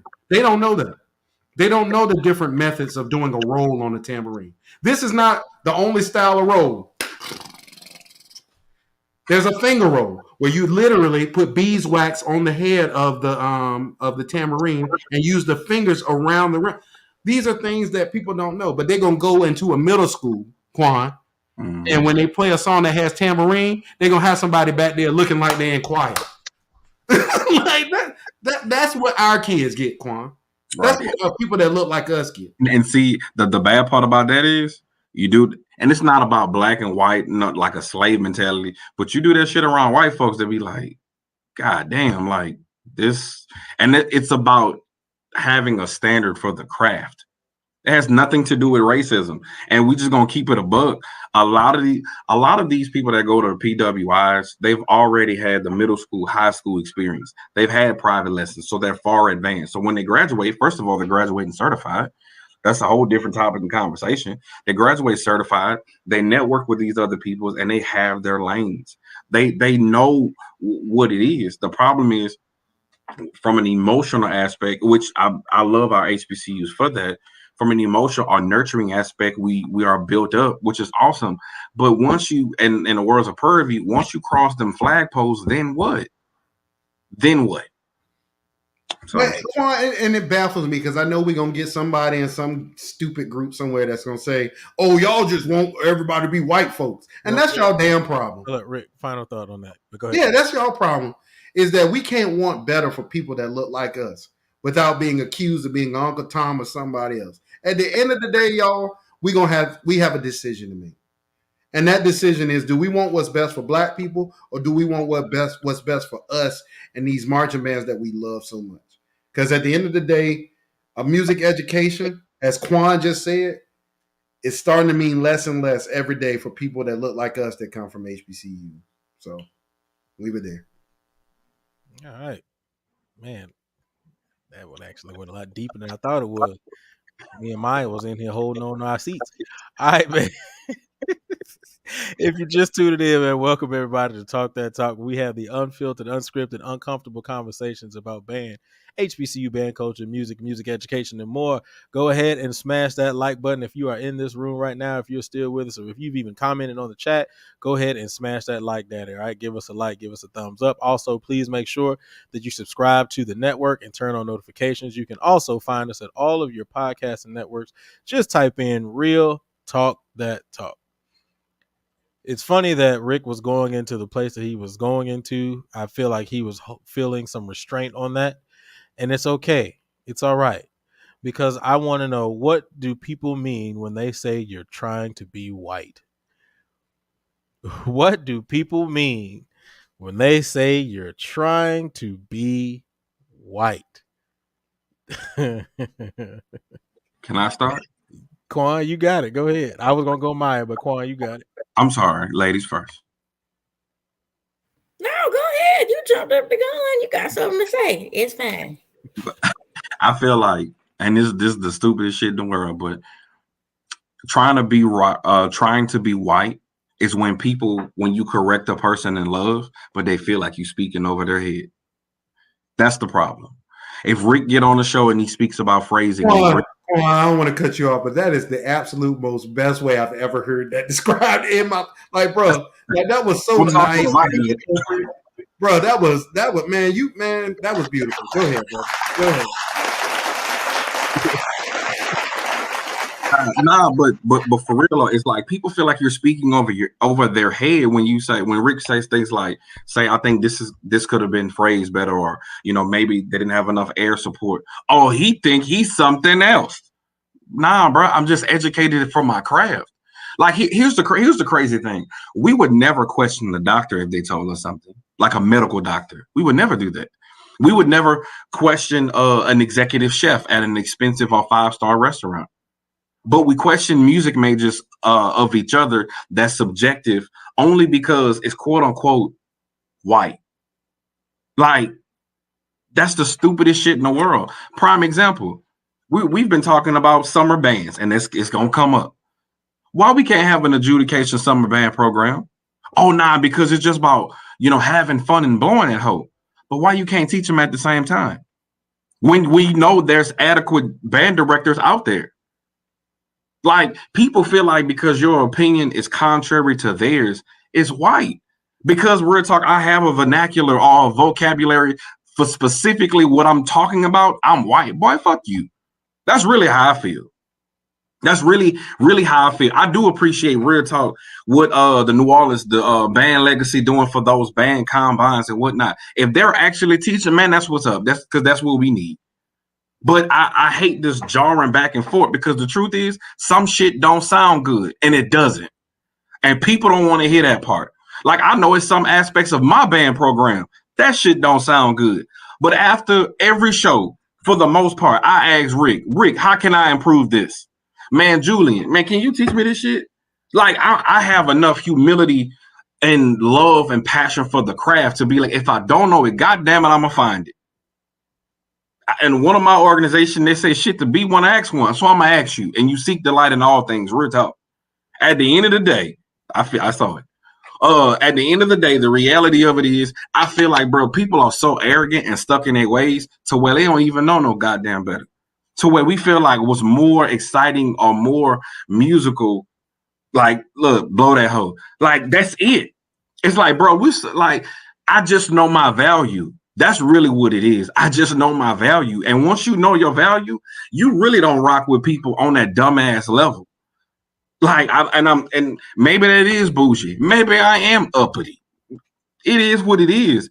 But I know that I went and I incurred debt to be the best. Do y'all know how I feel, real talk, that I graduated from a HBCU, and when I went to my PWI for my master's program, them people say, bro, you have a passion like none other. But the truth is, there are certain aspects that you don't know. You got to start in this remedial class, bro. Cool. because that's what they're gonna do. And I don't give a damn about your excuses of what you've been through, what trauma you've been through. This is my standard. One of the hardest teachers that I had, and I'll show it to him, Dr. Shields, Matthew Shields, who was a prodigy from a violinist, and he's a piano composer, has toured in Vienna and so forth and so on. My department chair received her doctorate from LSU and is a classically trained flautist. But those are the people that I want to sit at the table with. Everybody talk about fraternities, so you just gonna let somebody wear your colors and they didn't earn their seat at the table, man? Please, bro. That's all I'm saying. So when it comes to summer band programs, there's some sounds that are awesome. There's some sounds that sound like shit. There's some I understand why you have middle school marching band, but as a director, I would rather him know the B flat scale, E flat scale, A flat scale, D flat scale, B flat chromatic scale in triplet form, and I could teach him how to march because he already know how to play. We shoot ourselves in the foot for what we set up because, and even though me and Rick had the conversation earlier about, MSD Norfolk and whatnot, I'd rather take a MD person that can teach proper pedagogy than a dude just off the street that can't teach a person how to read.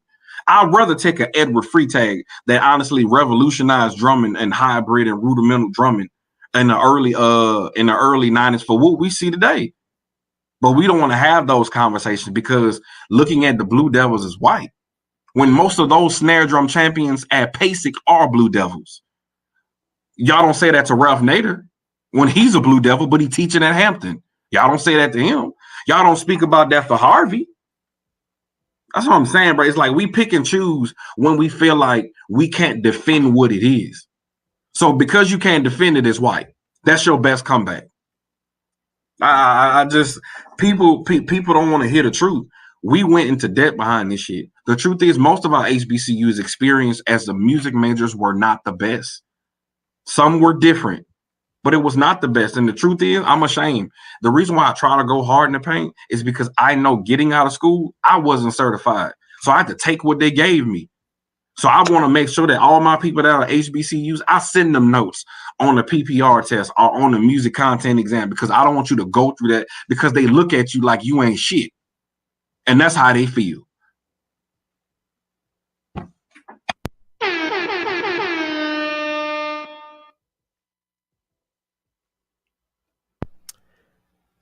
Maya, you wanna go? Now, what I'm supposed to say after that? That boy done laid down the crumbs, picked them back up again, and threw them to the boot. Child, please. What am I supposed to say? He done came all the way back around and listen, that was a complete. It was complete. Well, I don't even know where they're at. I'm like, whoa, if I had a wig on, that would be shifted like this. Yeah. Lord have mercy. He just said, I don't have none of that. I just don't even know where to start. That was amazing. Shout out to you, Kawhi. You did that. Something that you did. Well, what about from the dancers' perspective, Marv? I would love. Do y'all have this same mess happening? Like the dancers that do the bucking, like you said, versus the dance crews like y'all that are doing technique and ballet and jazz and all these other things. How about from that perspective? Now, that's a good point. So I think at one time, yes. But I think in the current day, now that being technical and the technical aspect has been leveled up, that it's become the new norm.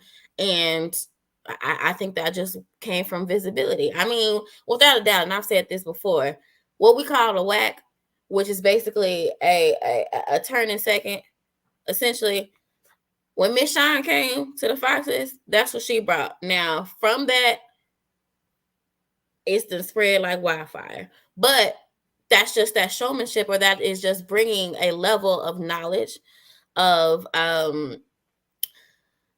experience, and bringing that to the forefront, which has made it now mainstream. But in terms of you're trying to be, well, I don't think it's as hard, or I don't think it's as evident on the dancer side, not in this day. It just kind of used to be a very blatant difference between majorettes at like Ohio State or whoever the case may be, or the Tiger Girls or whatever the case may be, versus Black girls at the HBCU bands. Like there was a very distinct, separation in the style of it. Now, I don't think that from my experience, there was not necessarily like, oh, this person's trying to be white or y'all trying to be white because y'all are doing more technique. It was just kind of what your style preference was, right? So for the longest, the Dogs were the ones that were doing the majority of the technique for years and years and years. It was very heavy on technique, heavy on hip hop in the 80s and 90s, like on in a breakdown or what have you, and then everybody else just kind of had what made them them. So, but what about y'all? Like, what about the Black Foxes? Showgirl, like, came from the Las Vegas Showgirl, right? Mm-hmm. So I don't know many black showgirls. So did y'all? Sure. I mean, you could take that thought, but I don't. From my perspective, it was never like, oh, the Foxes are trying to be white or whatever. It was just they're just very different. No, but I'm saying, did your competitors say that? Well, that's what I'm saying. But our competitors are what? Other black girls, other black dance teams, and it was just there was no really. It's not a competition because it's completely different, right? You don't necessarily compete in somebody who's not in your same quote unquote wheelhouse, not based off of ability, but just off of the show itself. When Dr. Stroud was still there, you know that we wasn't gonna get on the ground. The most that you was gonna get out of our legs being separated and open was in that circle or in the kick line. That's about it. Okay. All right, Rick. You not following Quan. You good. He said everything you felt, right? I gone. I think across the board, and I'll be brief because Quan just hit the goddamn nuclear bomb drop on us. But Quan, I was so proud of you, boy. I was just sitting over here proud, man. It made me feel good. I'm gonna be the villain this week, y'all. Hey, I got your back, Quan. You ain't say one thing that was false. What people fail to realize is, though, I like fighting. So please don't walk up to me with that stupid shit either. Hey, you hear what I say all the time, Quan, when I know I'm about to say something and somebody about to come on the show. Don't be disrespectful because I ain't the one. I'm sorry. I'm still from Portsmouth. Yeah, don't let this doctor degree fool. I'm still from Portsmouth. But anyway, anytime somebody, I'm gonna take an approach that people it's gonna surprise people. Because people are assuming that I'm about to say that anything that sounds good is considered white. That's not what I'm about to say. What I will say is anything that goes outside of HBCU band culture or what the identifiable standard is. So in this instance, Southern is considered white, i.e. MEAC. They like to say the MEAC is boring or whatever, but I've heard that the MEAC is white more than anything else that I've ever heard. They see all these black folk over there in the MEAC. So we can only sit there and assume that we are saying because we actually play with some goddamn sense and we try to tune. We actually try to come in together.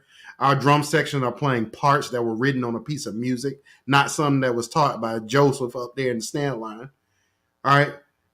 Then that's all we can assume. I've told this story on the show before. I mean, when I first got to Norfolk, we used to laugh when we saw them Southern videos at first in Jackson, because we were like, are they purposely overblowing the horn like that? And they were like, yeah, they blowing that hole. And I didn't get it at first. I'm not about to sit up here and lie to you. I thought they were joking until I remember. And I was like, oh, okay, that's different. Right? Well, let me clarify some things. First of all, I never said that. I never laughed at them because I came from that culture. But back then, they ain't say blowing that hole. They were saying cranking. All right, go ahead. Yeah. Oh, yeah, true. Right. Bring the mustard. Right. But like all the people from Virginia, we ain't, because Norfolk was what we knew. Hampton was what we knew. So if you didn't sound like Norfolk or Hampton, you out there playing with that bombastic sound, and let's be honest. Southern in the 90s, now with an educated ear, they weren't over blasting like a lot of these groups are today. They just weren't. And then when I heard Southern in the 80s, I was like, damn, man, that's a jazz band on the field. That's a brass band on the field. The 44 Posse or whatever they were. I saw that video. I'm like, man, them dudes cold. They putting out just as much sound as the full band 128 does. Bro. So I started getting knowledge of this program. I'm like, okay, this program is about something. Because they were only marching with 128 at the time. That's a drum corps. And he probably got that from Ohio State because Ohio State only marches a set number and all these other schools every year. So when you think about that, man, it always came off as anything that sounds good is considered white. I don't think that's the case anymore. I think that anytime you show that you're actually an educated person on the field that knows what you're talking about, you being white. Anytime you advocate for anything other than sitting up in the stands playing them rap daddies in the fifth every week, you white. Anytime you go out there and you say, hey guys, it's okay for us to prepare our students for the real world, other than just playing marching band music year round, sounding bad, that's white. You know, I can't add more than what you said, Quan, other than the fact that anything that goes outside of HBCU band culture is considered white. So I add one more thing real quick. So I don't care about color, but what's good is what's good. If we want to sit down and really talk about some things, if you look at old school Purdue, that's Grambling. If you look at old school Michigan, that's Southern. But we don't want to say where some of these legends. Hold on, Quan. Let me cut you off. Mm-hmm. See, you're saying this. You're doing exactly what I just said. You're saying this from an informed perspective. You actually did the research to go out and find this stuff out. These folks we talking about ain't doing that. They click on YouTube and they push play. They don't click on, okay, I love the human jukebox. Where did it come from? Let's go back to the jukebox from this year, that year. There's a video on YouTube right now, Quan, and everybody can go look at it. A FAMU from the 50s. Playing, what is it, St. Louis Blues or something like that? Playing swing. They are swinging on the field. Show me the overblowing. I'll wait. And most of it is them playing marches. There's a video, Quan, from Jackson in the 70s. Show me the overblowing. There's a video of Southern from the late 80s with Dr. Zachary. Me and Julian be weak every time we see him. Him, the cheek puff daddy. All right? Show me the overblowing. I still got the DVD. Right. Like, this is a new phenomenon, Quan. This is not culture. But these people are so uninformed as to what true HBCU band culture. Some of the main people, Quan, that sit up here and argue people down and tell them they suck in that uncut group and other places, didn't play like that when they were in that band. They never. Dr. Grass would have cut that shit off quick. That ain't what we sound like. The standard was Southern. Branford Marsalis went to Southern. He ain't go to Juilliard or none of these other schools. Like, we had sense at some point, Quan, but then what happened was we allowed people to get in these positions that are underqualified. You brought this up. I'm using your argument, Quan, that are underqualified. A dude that can barely read a piece of music is running a band program. Cannot conduct in 4 to save their life. I get so tired of seeing this, or somebody go to 3 on 2. I get so tired of seeing this terrible conducting. I don't know what to do. And that person's in charge of a band program. That's what we get. So at the end of the day, man, we can go about this, Quan, as much as we want, bro. At the end of the day, the band is as good as the visionary that's standing in front of it. At the end of the day, like I always say, a concert F in tune is a concert F no matter where you are in the world. Go ahead, Quan. No, and I agree with you because you said this earlier. Initially, when I first joined the band, of course, you know, my roots was developing into Southern University in Jackson State. And I thought that too until I heard FAM. And then I was like, dog, this is what it's supposed to be. Because, you know, back in the day, it was an anomaly for you to get a band tape. Like, you had to find a band tape, or maybe your director had it. And when you started really seeing that stuff, it was different. I had called up to NCAT and got it was a gym battle that they had in them blue little jumpsuits back in the day. And I was like, damn, they blowing that hole too, but they sound good. Like, that's all I'm saying. And I don't think Bethune ever sound bad. But you have to be informed and you got to be willing to change. So, but there are some aspects, bro, of DCI that when they open up for them closers, if you just love music, you'll be like, bro, them boys is playing. I'm talking about Stagger Breather holding it damn near for like 45 counts and playing it. If you look at whoever the guy is from Carolina Crown, every now and then I look at his technique of teaching and whatnot and what they're doing. You see HBCUs now doing space chords. Oh, but that was white too, though. That's all I'm saying, bro. It's like we pick and choose when. Not doing the space chords, right? But go ahead. But I'm just saying though, it's an attempt. You feel what I'm saying? So that's cool, but that's not. Like, and I'm not being ugly. So some of the techniques and pedagogy of Clark exercises and like the Remington warm up. So that's white too, though.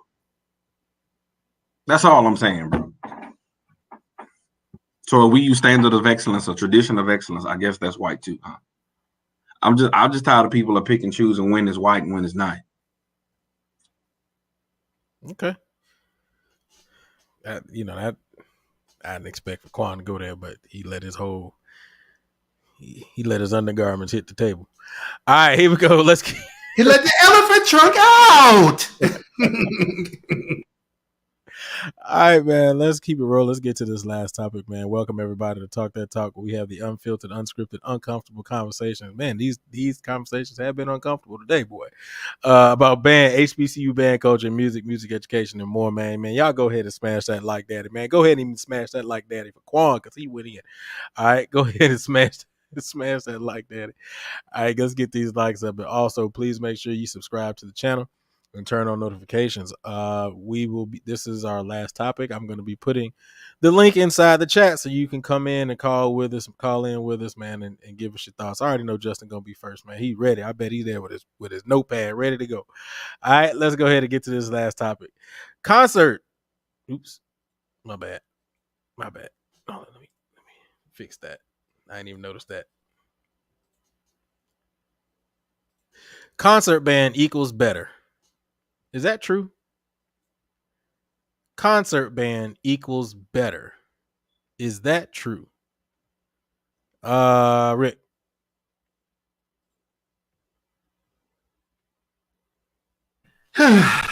No, it doesn't equal better, especially if it's not done well.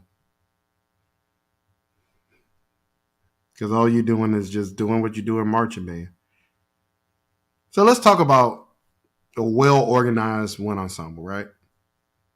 First and foremost, you choose your literature probably a few months before you even step into the band room with your students. And you rehearse. You rehearse what your hand is doing. You rehearse what this hand is doing dynamically. You prepare yourself. Your score study equates to great performance. So as a band director, are you putting that work in? Once you step into the wind ensemble room, you have first, before you play a note of music, you have standards as to the development of sound that you want. What's the timbre? What's the balance? What's the pitch that you want? How are you going to attain that pitch? What exercises are you going to do to get there? That's before you play any music. And I don't care what level you are. The best programs in the world play Bach chorales. Why Bach chorales? Because Bach chorales not only have good tonal leading, but they also have major and minor chords that will allow you to tune your ensemble properly. What's the tuning method that you're going to use? Are you going to use equal temperament or are you going to use just intonation? That's before you play any music. So then going over those concepts. If I'm playing a major chord, am I bringing the note down 14 cents on the third? All right. Am I bringing it up on a minor chord? Like all these things that are elementary to some in one ensemble are foreign to others. And like Quan brought this up, and I used to do this at PV, man. It was my final assignment for the instrumental lit class.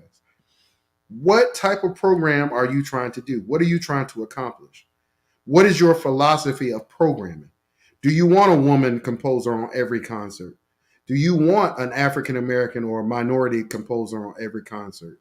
Do you want a canon, a piece from the canon on every concert? What is your concept of programming? Or are you just picking songs that you think your band can do or that'll sound good? No vision. So does concert band equate to being better? No, if you don't have a person up there that knows what they're doing. You can actually do more harm than good, especially if you're not giving the right information. Now, it can be beneficial if you have a visionary up there that knows what the heck they're doing, and then you transfer those concepts over to marching band. That works just fine. I used to always say when I taught drum corps at the Blue Coats, and when I was first getting there, drum corps and marching band in general is one ensemble with the volume turned up. That's all it is. Whatever you did in the concert hall, you do here. We want good timbre. We want good approach to the instrument. We want good musicianship. We want all those things. Just turn the volume up. But that's not how some of us approach marching band. Some of us approach it as blow that hoe. And that's yes, you're right, man. I don't agree with it, but that's your right. If that's what floats your boat, I want you to do what makes you happy. I want our people to be happy. And I don't want anybody to be the same. But at the end of the day, like I always say, good is good. Don't matter where it's from. It don't matter who does it. There's a couple bands I always go to, and it ain't just the big bands. I always talk about North Carolina Central. Always. Y'all have heard me talk about them on many occasions because I know DeLynn, and I know what he brings to the table. So I know the type of instruction that those kids are getting. I know Juliet Borkins at Elizabeth City. So I know what those kids are getting. If they could get some of the recruitment that some of you big schools get that ain't doing shit with these kids, they'll be wiping the floor with y'all. So let's not sleep on the small program. Quan, I know you're a big advocate for that too, and so is Justin. I'm sure he'll talk about it when he gets in here. But I respect Tennessee State because I know what Larry brings to the table and the band staff brings there. I respect Prairie View. I respect Bethune-Cookman because I know throughout all the double deductions and all that mess that people like to joke about with Donovan Wells, you can't out-teach him. Double deduction. You can't out-teach him. His wind ensemble sounds better than all y'all's. His marching band sounds better than all of y'all's. Like, let's be real. We ought to be able to say that FAMU, Young and the Restless, was the best sounding thing in marching band, Black College marching band this year. But we can't even agree on that. We'll agree with all these other things, but we can't agree that that was an amazing arrangement and performance. I don't give a damn if it was under a bleacher, in a hallway. I don't give a damn. Did it sound good? Yes, it did. So at the end of the day, man, all that's important, and Wind Ensemble can help with that type of development. I'm done. Concert band equals better. Is that true? Maya, as you putting your slick back. I mean, I like for it to be true. I would like to think that it's true. The first thing that came to mind is, I mean, it can be true as long as we're not exacerbating bullshit. I mean, and that just honestly goes back to what Brownie said. I mean, if we're making, if there's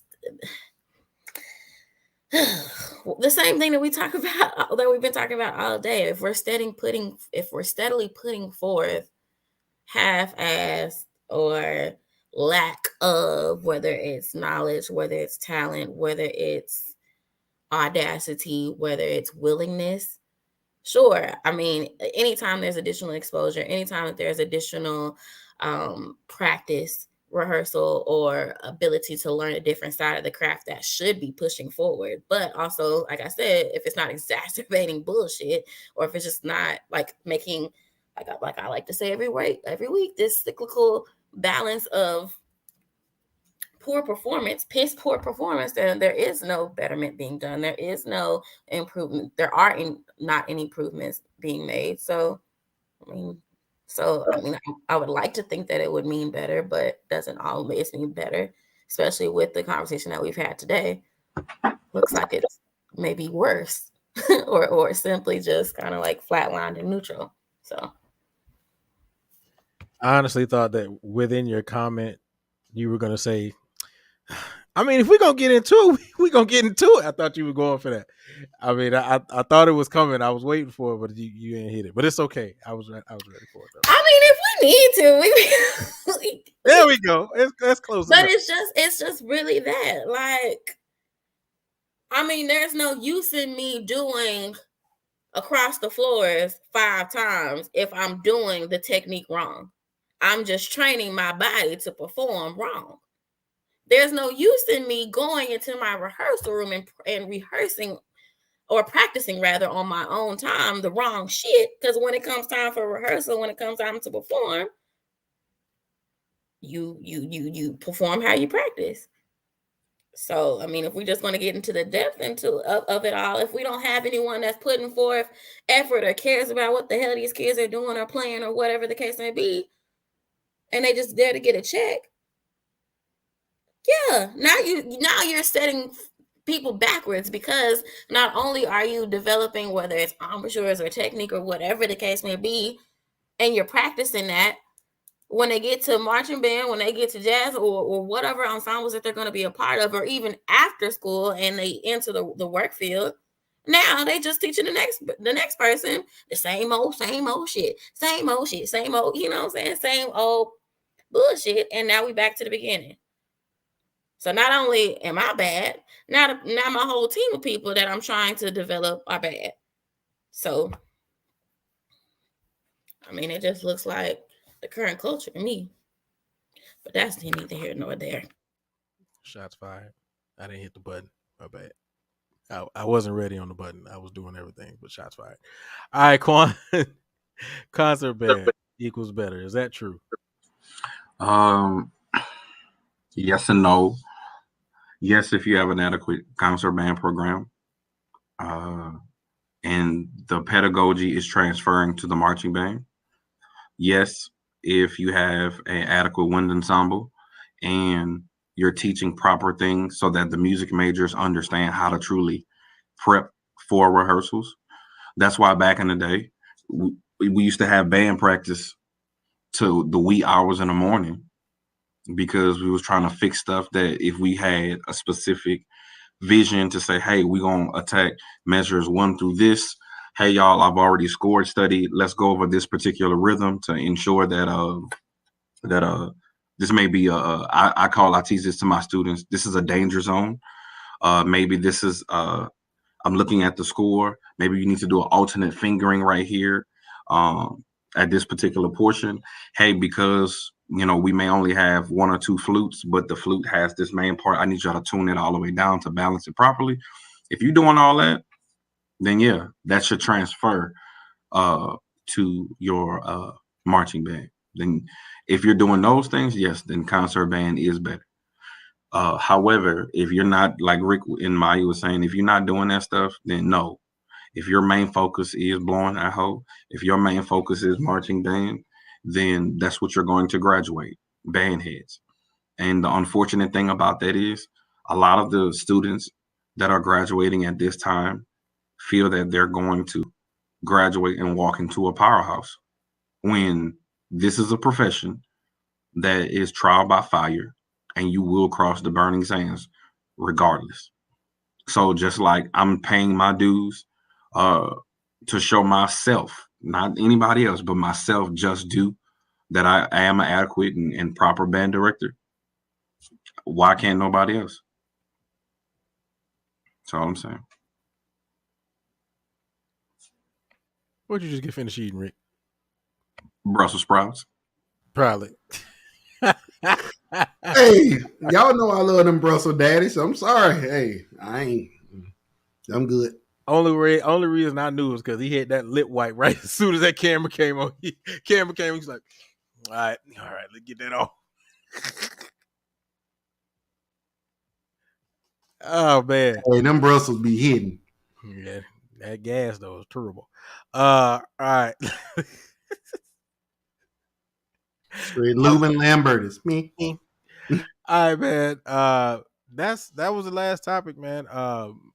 Man, ain't nobody call in today. Not even Justin, man. I'm surprised. I am surprised. Well, good. It's all good then. That means we can wrap up early. Never mind. As soon as I was about to say that, here you come. All right, let's. Phoenicia, them Brussels sprouts be hidden. What Phoenicia say? She said them Brussels sprouts fire. Oh. They are straight scud. All right, man. Let's get Justin in here. Come on in, bro. What's going on, brother? What's going on? How y'all doing, man? Y'all good? What's up, bro? Good. Kawhi, man, hey, you said a lot tonight, man. Especially that example you gave of trying to be white. I was like, damn, you hit it on the head. And I would just add, stupid people don't like to feel dumb. You know what I'm saying? Like, you make a stupid person feel dumb, now they won't fight. You know what I'm saying? Now you wrong. You just trying to be white. That's a real good example. Of my friends, we are from the fucking hood, but I was the only one, or one of the only ones who wanted to know more and know better. You know what I'm saying? So I definitely could feel where you're coming from.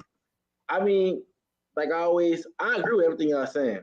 Everything. And now one thing, that's what I like about y'all, especially Rick. When you be saying stuff, Rick, it's hard. It's hard to say you wrong. It's hard because if you living it, you teaching it, you've been through it, and you've been through all aspects of it. So I can't be like, man, that nigga, versus somebody who I just know ain't got the credentials like that nigga Rick. And then like I say, he right in your regard. I'm gonna just say, just to play devil's advocate a little bit, because somebody got to do it. Um, I just feel like I can relate to the person saying that they trying to be right. You know what I'm saying? Like I just feel like sometimes, we always gotta ask ourselves, like, just because we're not doing it their way doesn't make our way wrong. You know what I'm saying? And I don't care what you say for every correct way and how you was. I wonder. I on YouTube. So you said Norfolk had a orchestra. I was trying to find videos of it. Let me find this orchestra he talking about. But then you said it had 6 people. I was like, my point exactly. You know what I'm saying? So just to play devil's advocate, bro. All that sound nice, but these concert bands ain't what's popping up when you type in your favorite HBCU band. You know what I'm saying? So like, we gotta find a median. Some kind of, where is the median? I don't know. You know what I'm saying? Like you said, the example quite about the chicken. You know what I'm saying? Can I get some steak every now and then? I agree. But Justin, let me push back on that, bro. Let me push back on it. You know why? Because you sitting at home right now instead of in Atlanta. Garrett Edgerton is not in Atlanta. Well, I don't know if he is. There is a major concert ensemble event going on this weekend, and you probably didn't even know about it because nobody publicized it. So the people that can make this happen don't know what the hell is going on. You are one of the biggest names in show band right now, and you didn't even know that there was an HBCU band consortium going on in Atlanta right now. Like they're literally there now, and some of these schools, Justin, are bringing their one ensemble and jazz bands. Just you can go online right now or when you leave, bro, and look up PVAMU Jazz Band at the HBCU Band Consortium from 2015. I took my band played there, Justin, and we played a full concert. We ain't going there and play one or two songs. We played 7 charts on that concert. And just to interject on that, they're still posting that video up today. They just did yesterday. So I can put my clips up, Justin, against anybody. But the only reason they exist is because Sean Zachary, Dr. Zachary's wife, recorded the concert. There was no smash time there. There was no the Edge, the D Edge there. There was no the brothers there. There was none of that, bro. So next year, I'm gonna make sure that I tell you in advance, bro, when that HBCU band consortium is, so we can get the smash time, crank that concert, pound sound, crank that concert. Yeah, I smash it if I'm invited, and if I know, like I know I'm going to a couple school concert in the weeks to come. But you're right, you know what I'm saying?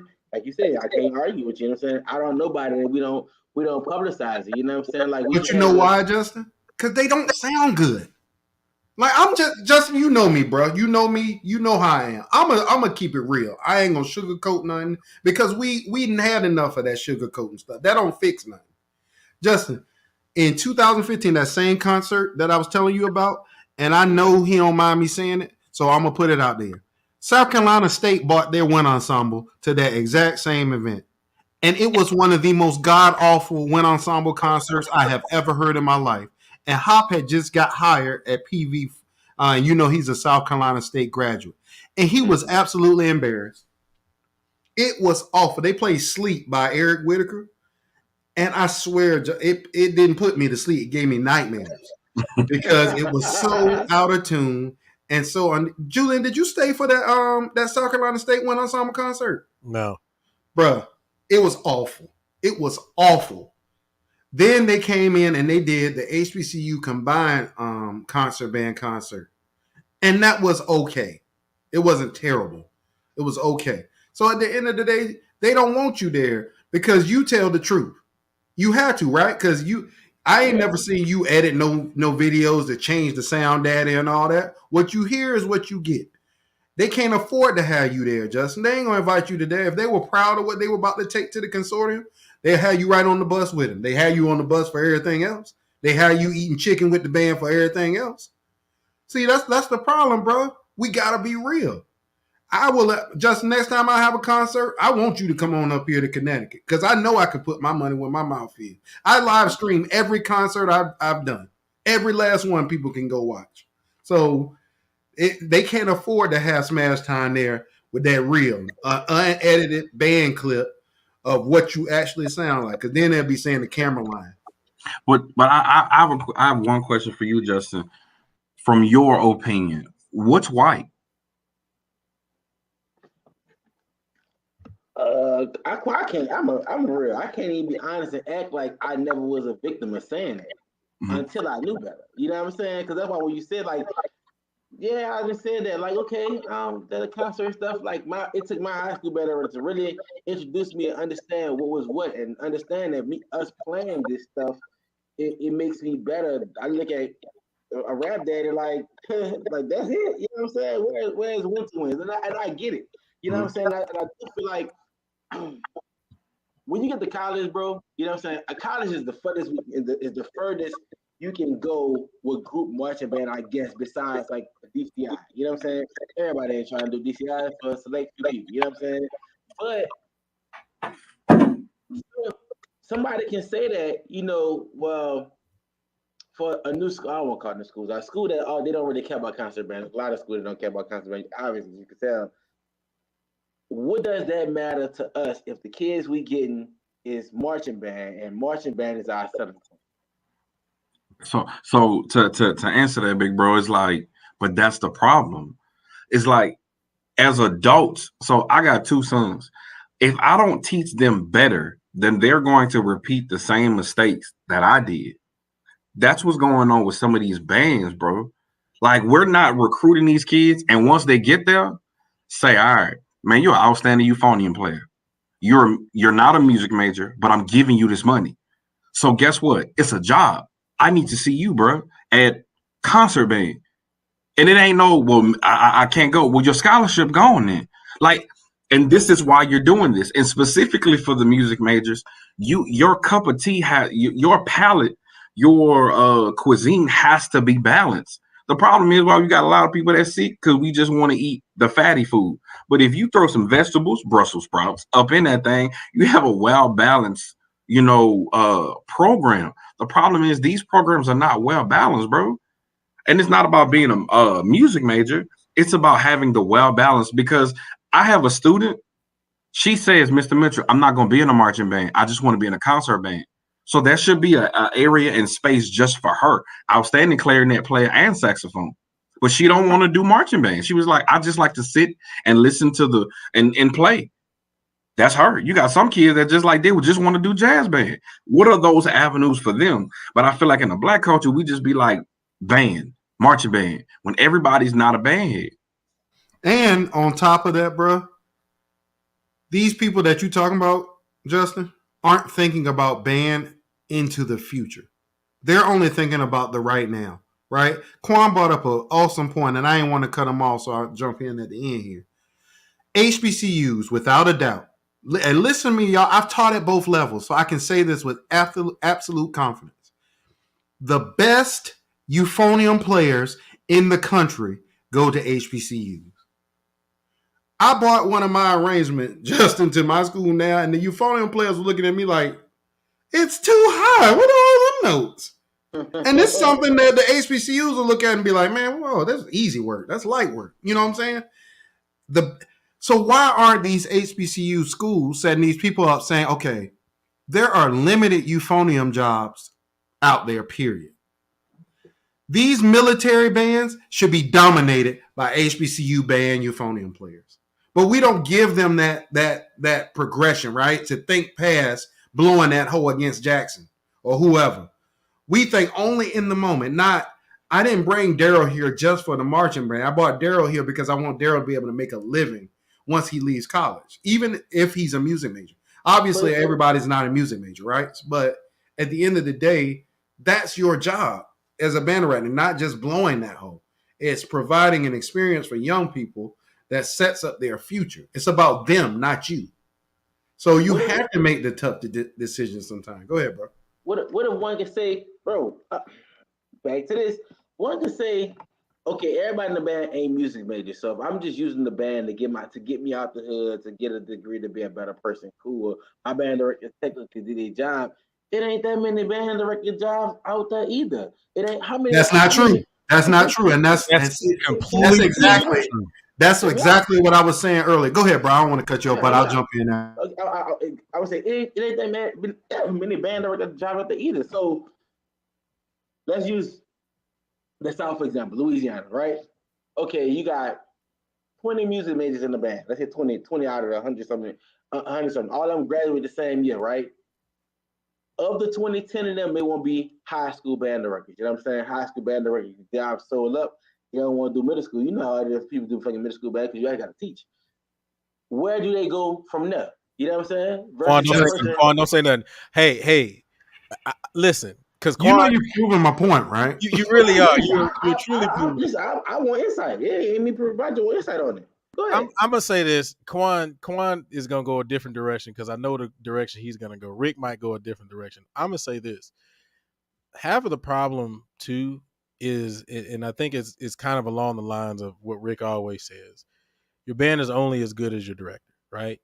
So if you go to those 20, if you go back to those 20 people that you referred to, right? Most of those, out of the 20 people, if they were getting was marching band, first of all, they also weren't taught that 9 times out of 10, when you go to college and you come out, you more than likely are not going to get a high school band. And if you are, it's going to be the epitome of, I got to grow that, right? But the other half of that is most people only want to stay where they know they can only teach that one thing. So that goes back to what you said. There's not a lot of jobs. No, there are a lot of jobs out there. But the problem is there's a lot of jobs for people who can teach. If all you know is blow that hole, then yes, your options are limited. And 9 times out of 10, you're going to get an elementary school or a middle school that you quote unquote don't want. That Quan was going to say something about in a second because he was ready to fire off after you said that.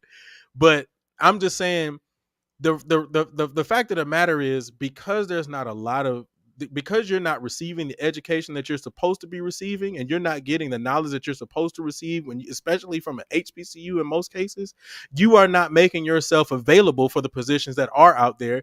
You're only making yourself available for the small, minute things that most people aren't going to give up because for most of them, it's just a check. So if I'm not interested in them positions, then what? Yeah, after you say there's a lot of all y'all flip when they say there's a lot of jobs. What if I'm not? I went to school because I wanted to be a high school band director, and that's the only reason I wanted to be a music major. Everybody music passion on stretches for the jobs. You know what I'm saying? So all these jobs I'm talking about, what are some of them that I might not want? Let me say this real quick, and then I'm gonna let Quan go. All right, let me tell you my story. I didn't give a damn about band. When I was in middle school, I didn't give a damn about band. When I went to high school, and I went to one of the premier high schools for band in the state of Texas during my time. Now I don't know what it is now, but and that's no slight against anybody. I'm just saying that's what I did. Quan, mute your mic, bro. But what to do? Oh, but even still, I was watching Jackson and I was watching Southern when I was in school. When I came out, I didn't give a damn about no wind ensemble. I appreciated for wind ensemble for what it was. I did. But I just wanted to go and crank up at Norfolk State, which is what I did. But it wasn't until I met people like Rick, who was involved with drum corps, which is something I found interesting when I was in high school. And I started hanging around him. And I started learning a lot more things. And I started being a lot more involved. And then when I actually stepped out and I started gigging, and I realized, oh shit, I need more than just this marching band shit under my belt. And then I actually got thrown in a position where I was teaching middle school and high school, and the person who was around me was a classical trumpet player and a classical jazz, and not a classical jazz player, and a jazz player. And he said, hey, you do this marching band shit really well, but you're gonna have to do more than that shit. And then I got forced into that shit because I realized that I had a mindset that I ain't trying to do that shit. But you know what? At the end of the day, I ended up having to understand that I needed to get that knowledge because I needed to make myself more marketable. Because I'm not going to get that huge school that I always think about or that I always wanted when I came out of high school. It's very rare that our people come out of HBCUs and get that top tier program that they want where they can just crank up and blow that hoe. And unfortunately, that's why you have a lot of middle school marching bands. Because a lot of people came out and say, well, shit, I ain't trying to do that. And then when they don't get the job they want, what ends up happening is they try to create a middle school marching band when them kids should be sitting down trying to understand how to truly approach their instrument and create a great sound and getting the true pedagogy. I think at the end of the day, we think too small. I think that's what it is, Just. I really do, bro. I think that we have such a small perception of what music is because our experiences are small that I think that we close ourselves off from many opportunities. Eddie asks, what in your opinions, yeah, he asks, in your opinion, leave it up for a second, Julian. What parts of the country, in y'all opinions, have more high school gigs that require directors that actually teach versus blow that hole, but that's directors. That's a good point you made. At the end of the day, every single state in this country has that expectation. Every single one. I don't know of any state that doesn't have that expectation. Here's the thing that we don't realize. The HBCU culture is a southeastern thing. Ain't no HBCUs on the West Coast. And it's a lot of black folks over there. You know, we're only covering such a small thing, man. We never think outside of our bubble. Ain't many HBCUs, and then you got Wilberforce, you got, up in Ohio Central. Ain't many HBCUs anywhere, y'all, other than the Southeast. So at the end of the day, you're shutting yourself off from 40% of the 50% of the country, and then B, there are standards in place in every single school system in every single district in this country. Standards of excellence, standards of learning, it was in Virginia. TEKS, it is in Texas. All these school districts have standards that they say this is what we expect from a music educator. That doesn't change. My argument, Justin, is at the end of the day, if a student goes to whatever college, they can have whatever ambition they want to have. Let's say you want to be in one of those schools. Like one of my favorite high schools to listen to is Minor High School. Minor High School is a show style school. They ain't no chorus style school, but they play with great songs. Shout out to Mr. James Crum, the band director at Minor High School. Used to be the Carlton Davis that's at A&M. He used to be at Minor High School. Carlton Wright. Sorry, Carlton Wright at A&M. He used to be at Minor High School. Great band program. They ain't no core style band. People think I just like listening to core. No, I like listening to good. And at the end of the day, if you got, Justin, I thought you were going to go here with what you were saying. If you got 20 music majors at a school, at an HBCU, University of Texas has 100. Texas Tech has 50. Sam Houston has 60. All these kids are graduating the same time as our HBCU kids are, and they're all competing for the same jobs. Except one group of kids has a major deficiency in their band knowledge. Who are you going to hire, just the person that is highly trained and highly qualified, or the kid that wants to come out and blow that hole? That's my argument, bro. We can sit up here, we can love HBCU band culture all we want.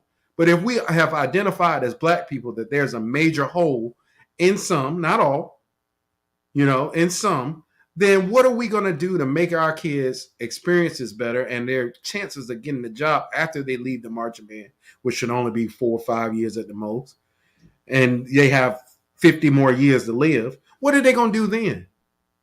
And even the ones that aren't music majors, they go back and contribute to these mass bands. Let's contribute in a way that is effective, that's going to help these kids have a chance to compete against UT, Texas Tech, and all these other schools. That's my argument.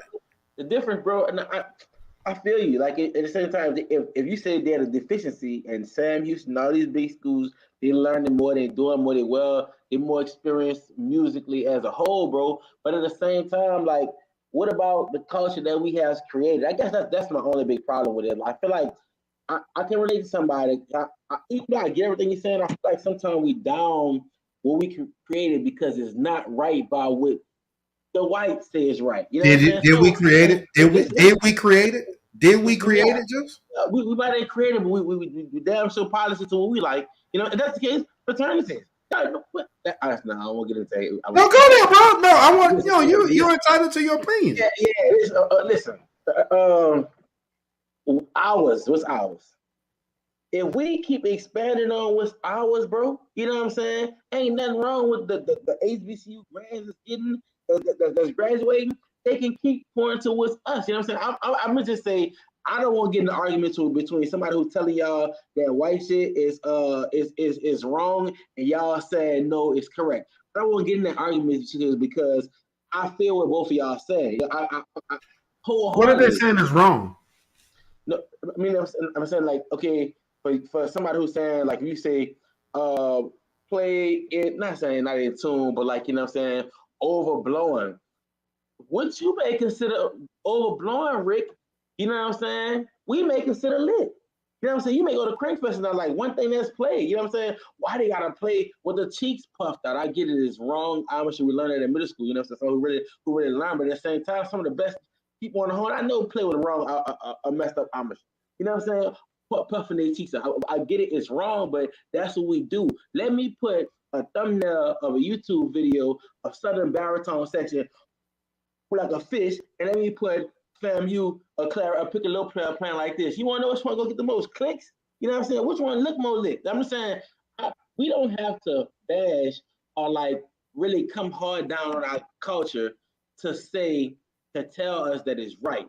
Versus we can't, as a culture, can't take constructive criticism. So it's like we come at a stalemate. You know what I'm saying? You feel me? So I get what y'all saying. I don't want to think, but at the same time, I do kind of. If I'm picking, I'm picking niggas side. You know what I'm saying? Because that's what I like, and that's I get 150 people in the band, 250 people in the band playing like I play.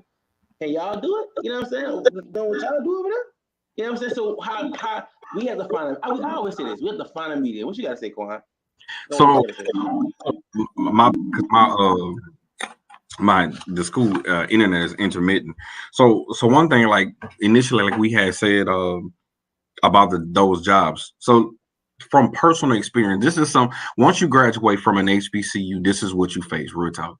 And if I'm wrong, Luke or Rick, you chime in, or anybody that was music majors and band directors chime in. First of all, you're gonna receive racism out the ass, bro. Like straight up. It's gonna be blatant in your face. Racism. They're gonna look real talk at your transcript. They're gonna see where you come from, and then they're gonna look at the the reputation of that particular music. I'm pretty sure he was going to say music school. He was there too. Hey, that shit trash. Your internet trash, Quan. Hey, but Justin, for real though, on a serious note though, bro, like the one thing I will say about you is you make legitimate arguments for the other side, and a lot of what you just said, I agree. It changed my perception a little. I think that the issue I have though is that there are some things, while we can say they're for the culture, that can't be argued as right or wrong, right? And I always say that. Like for instance, you said you brought up overblowing, right? The reason why that argument is a little invalid to me is because they don't do it everywhere. You don't hear them overblowing in those wind ensemble clips that they putting up. So they know that there's a way to play the instrument, and then there's the culture. There's two separate ways that people do it. So while I agree with your assessment in a couple of places, I think you made some really convincing arguments. But from that standpoint, if they knew it wasn't wrong, they wouldn't do it one place and not the other. But go ahead, Quan. Yeah, I want Quan to finish his thought. My bad, y'all. So I'm on my phone now. Can y'all hear me? Mm-hmm. All right, cool. So you're going to receive racism, and honestly, pending the reputation of that music department, not School of Music, you're going to face that, bro, straight up. Again, I've had interviews, bro, as a certified teacher with a master's degree. They literally was like, say, bro, like the school is either y'all or TSU. And that's not an indictment on either department, but that's what they hear. So that's number one. So the high schools that have the structure, that have the budget, that has the administration support, most of us won't even get those jobs because if that's a core school, 9 out of 10, if you don't have core experience, they're not gonna pick you. So that's number one of what you're gonna face. The point that I had picked my head up on, you said middle school. Middle school, you teach the most. Middle schools, you teach the most. If you can't teach a kid how to either establish the embouchure, and honestly, from more and more research, we see that it's certain ways to establish your embouchure, but it's what's best pending that child's teeth or that child's, dip in the lip or whatever the case may be, so that they can establish the embouchure and aperture and so forth and so on. But a good sound is a good sound. I have a student, she has an off, her embouchure is off, a trumpet player, but she plays in tune. So I'm not going to force her to be like, nah, you got to hit that thing on the center. That's one. So a lot of the problems, bro, bottom line of what we're facing is the reality is due to the color of our skin, we are looked at a certain way. There's jobs available, but you got people that see in this state of Texas, University of Houston, Texas A&M, UNT, Texas Tech, even Texas Women, Texas A&M Commerce, with established programs that SFA, these people gonna be, huh? SFA, SMU. Yeah, they gonna grab you first. They gonna grab them first. And I'm just being honest. And most of the high schools, and I'm only speaking for Texas again. Most of the schools that you're gonna get that has our culture, they had a revolving door for about 10 years because they don't have no appreciation for fine arts. And what they're gonna do is they're gonna tell you, build this program. Well, what's my assistant? You're the assistant. Can I have another band director? No, until you get your numbers up. That's how they treat us.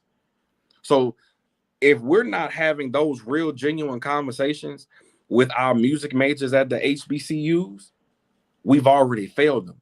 And I think that's what I'm saying, that's what Rick is saying, and everybody is saying, bro. It's like there's a grave reality, bro, of what we face once you walk across that stage, because you thinking, man, I'm gonna get my band, I'm gonna just do this. It's so much administration work with this that you have students don't even know how to be administrators from the band perspective, bro. It's just honestly, bro, 85% of being a band director is an admin work. The other aspect is preparation. But if you don't know how to prepare a score, even if it's a rap daddy, if you don't know how to prepare that score to teach those kids that, then you're wrong too. Like we're failing our kids because they're looking at that head band director who's been practicing this craft for 10, 20 years, 30 years, and think I'm gonna just get out and do that same thing. But we didn't see the footwork that person has done for all those years. I think Kendrick Taylor at Southern is an awesome band director. Shout out to the Frat. Real talk. But I don't know that man's, regimen or struggles that he had to become the person who he is now. Many of these people think, I'm gonna graduate and just build a band like Southern, build a band like Jackson State. You don't know the struggle of them people. And you think I'm gonna just get on this podium and tell you blow that hoe, or because I can arrange this, I'm just gonna be cold. Nah, bro. And I think we get frustrated because we've been through it and we're going through it. We're endeavoring through it. I think that's the difference, bro. 2 questions. One for you, one for Rick. Okay. That you find a question, bro, because we gotta get ready to wrap up. But you got it. Yeah, which one more important? Okay, I'm gonna go Rick. Damn. Rick, how big is the DCI band culture? Because I already see too many good legit videos out on YouTube. I probably would like to shoot one, you know what I'm saying, of a group to make that motherfucker slap. Make like what's I'm known as. How big is the culture versus HBCU band culture? So how big is it? I think it's probably about half the size of HBCU band culture. When you go to Honda Battle of the Bands is wrapped all around, like people all around the stadium. DCI brings on average to finals about 20, 25, 30,000 people. So it's not a full NFL stadium. It's about half of it. When you count in alumni and just fans of it, yeah, I'll probably say it's about half the size of HBCU band culture. But I think that if you ain't finding no clips, man, you ain't looking hard enough because it's a I'm lot of trying clips. maybe I don't know who to type in to get a good show. But you gotta know like specifics. If you just type in DCI, it's just gonna bring up shows, right? But if you type in like the individual group, like it's plenty of Blue Devils group videos, Crown, all the bigger groups. You can find that stuff no problem. Like here's another example I was talking about me having to put my money where my mouth is. I just got appointed as a caption head of a DCI group this year, so my group's going to have to go out there and deliver. The group I'm teaching on has only made finals twice, so I got a job to not only bring those guys up, but also maintain where at least we've been. So here's another example for all these critics and detractors. Let's see what we do. Do we sound good? I guarantee you we will. But at the end of the day, Justin, to answer your question, bro, it's not nearly as big as the HBCU band community. All right, Justin, man, I appreciate you, bro. You always give us some great convo, bro. So I appreciate you, man. I appreciate the support, and your joint should be in the mail. All It right, should be in the mail. So let me know when you get it. all right. All right, bro. You got them the right size? Because I got the wrong size. He got something different than you did. Oh, okay. Yeah, it was the material in which you got. So I'll give that warning. Hey, Justin, I hope you got that goddamn on no rap daddies in the fifth shirt. That's what you need. No, Nah, he got the Rude Daddy. Oh, the roof. And then, hey, before we go to, can we talk about? No, you got the tune. Yeah, you're right. And then, can we talk about what Maya was eating was better than what? Because she had the steak knife daddy. Can we all put that out there? Well, she cut the camera off. When she came back, she wiped them out and had the steak knife daddy up. Look, the conversation between me and Maya was hilarious because she was in there going in, and I had to tell her like, "Hey man, cut your camera." She didn't even pay attention to the private chat. I had to text her to let her know because whatever you did, it was off the chain. Good question. That's a good question. No, there aren't. There used to be, and just like you always say, Justin, they went away. There used to be one called the CMC Warriors. That was the biggest one. They were out in New York. There are a few, but they are very small. There's one called the Spirit of Newark out of Newark, New Jersey. And then there's another one from New York. That's something that we were working on, though. A couple of friends and I were talking about doing that a couple of years ago. So it may be in the work, man. But the thing about DCI is what I was saying about marching band. DCI is about money, bro. If you ain't got no money, you ain't starting no drum corps. It costs on average, Justin, $2 million a year. And it's probably more now to run a drum corps. So if somebody want to give us $2 million, we can start a corps. But all these bigger corps already are been established. So it's going to be hard to get people that look like us in there. And then it's already hard enough because to march drum corps costs on average over $4,000. So a lot of them start and a lot of them fold. All right, I'm gone, man. All right, bro. Yeah, man. I'm. Man, you had the steak daddy. And then somebody said something about a steak, and I was like, "Oh shit, I got a fat, juicy ass." Hey, I saw that snake. I saw that grease on your mouth, and I saw that steak knife daddy. I was like, "Hey, she about to go in." That camera went on quick, bitch. She was camera off. Oh man. This has been an amazing show, man. I appreciate everybody who's joined us. Let's get ready to get out of here. But before we get out of here, I always got to do it every single time. If you haven't done so already, go ahead and stop by the store. We got some new merch that is up in the store, and I want to make sure I let you guys see what it's talking about before we get out of here. So this new merch that's up in the store. Boom. My bad. I ain't mean to do you like that, my fault. There we go. Let's make drilling great again. We had that conversation on the show. I think that's what it was. And I was like, man, let's make drilling great again. All right. So we can pick your make drilling great again shirt up. There's also, let me go back in here and get the new one as well. Where is it? My bad. Takes a little while. Also, get your rap daddies in the fifth if you don't got that one. There we go. Straight out of tune. Okay. So you can also get that one when I got the little tuner equipped down there at the bottom just to make sure you are in tune. There we go. Straight Now, out what of tune. colors does it come in? Straight out Hey, of tune. Scarfinger. If Scarfinger is still watching, I got That's you. what I'm saying because Boom, there we go. last week. Shit. I made sure I got Scarfinger straight. As a matter of fact, bro, the one that you were talking about is also in that color. I made sure I got you straight in that color as well. So you can stop.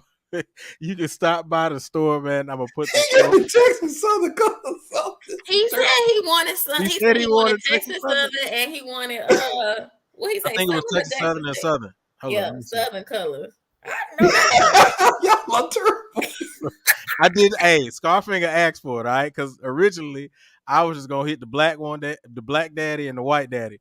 But when he asked for it, I said, "Hey, man, let me go ahead and take care of my man." So Wait, I'm sorry. Is that an actual tuner? it at is the a bottom? tuner down there at the bottom.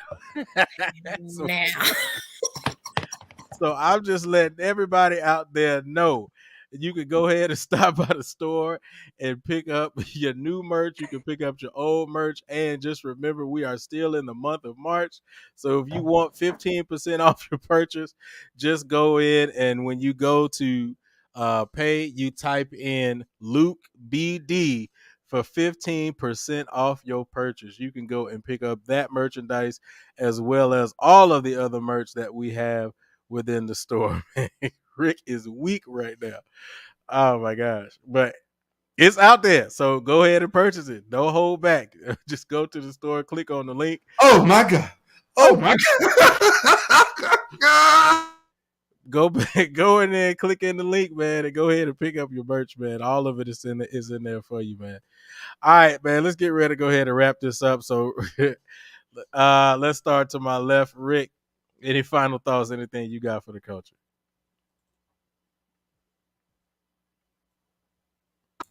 Sorry, I got smitted on the finding the mute button there, but yeah, y'all. HBCU Band Consortium is going on right now. All right, if you are interested in what's happening in the concert side and the jazz side of these HBCUs, and that's one thing too we need to have a discussion on because Black people founded jazz, but we damn sure ain't leaving it. You know, which is just crazy to me. But anyway, if that's something you're interested in, then that's happening this weekend. I'm gonna try to get down there either tomorrow or Friday.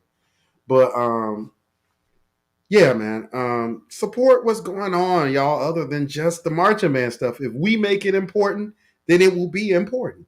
Some dope music I'm listening to. I only got 2 this week because I wanted to keep it short. I know we gotta go.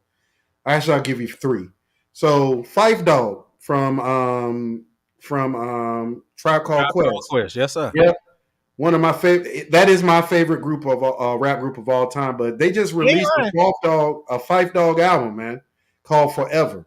So if y'all want to rest in peace to Fife Dog, man, go support his material, man. I'm sure it's for his family and stuff. So Fife Dog, they just released the album. For those of you that follow me on Facebook, I just posted a video. I post it every time it come up of this guitar player, man, playing on John P. Key and One More Chance.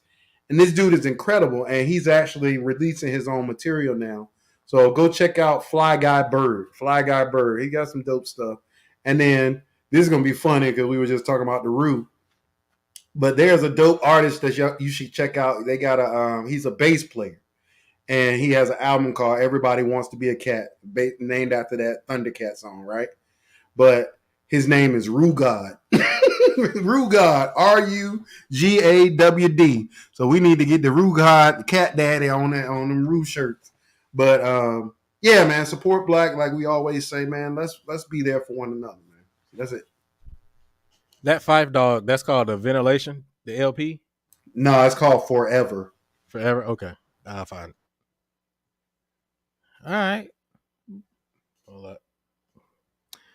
We got to do it the right way because I said we were going to do another one. Buttermilk biscuits. Buttermilk biscuit. I said Maya the video. Maya was weak.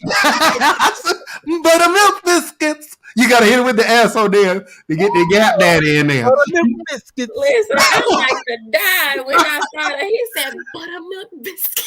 Buttermilk biscuits. You gotta get that extra S on there, Maya. Buttermilk biscuits. Yeah. Oh, Lord knows I needed that on that day. Oh my gosh. But Good, Mom. There we go. We got both of them in there.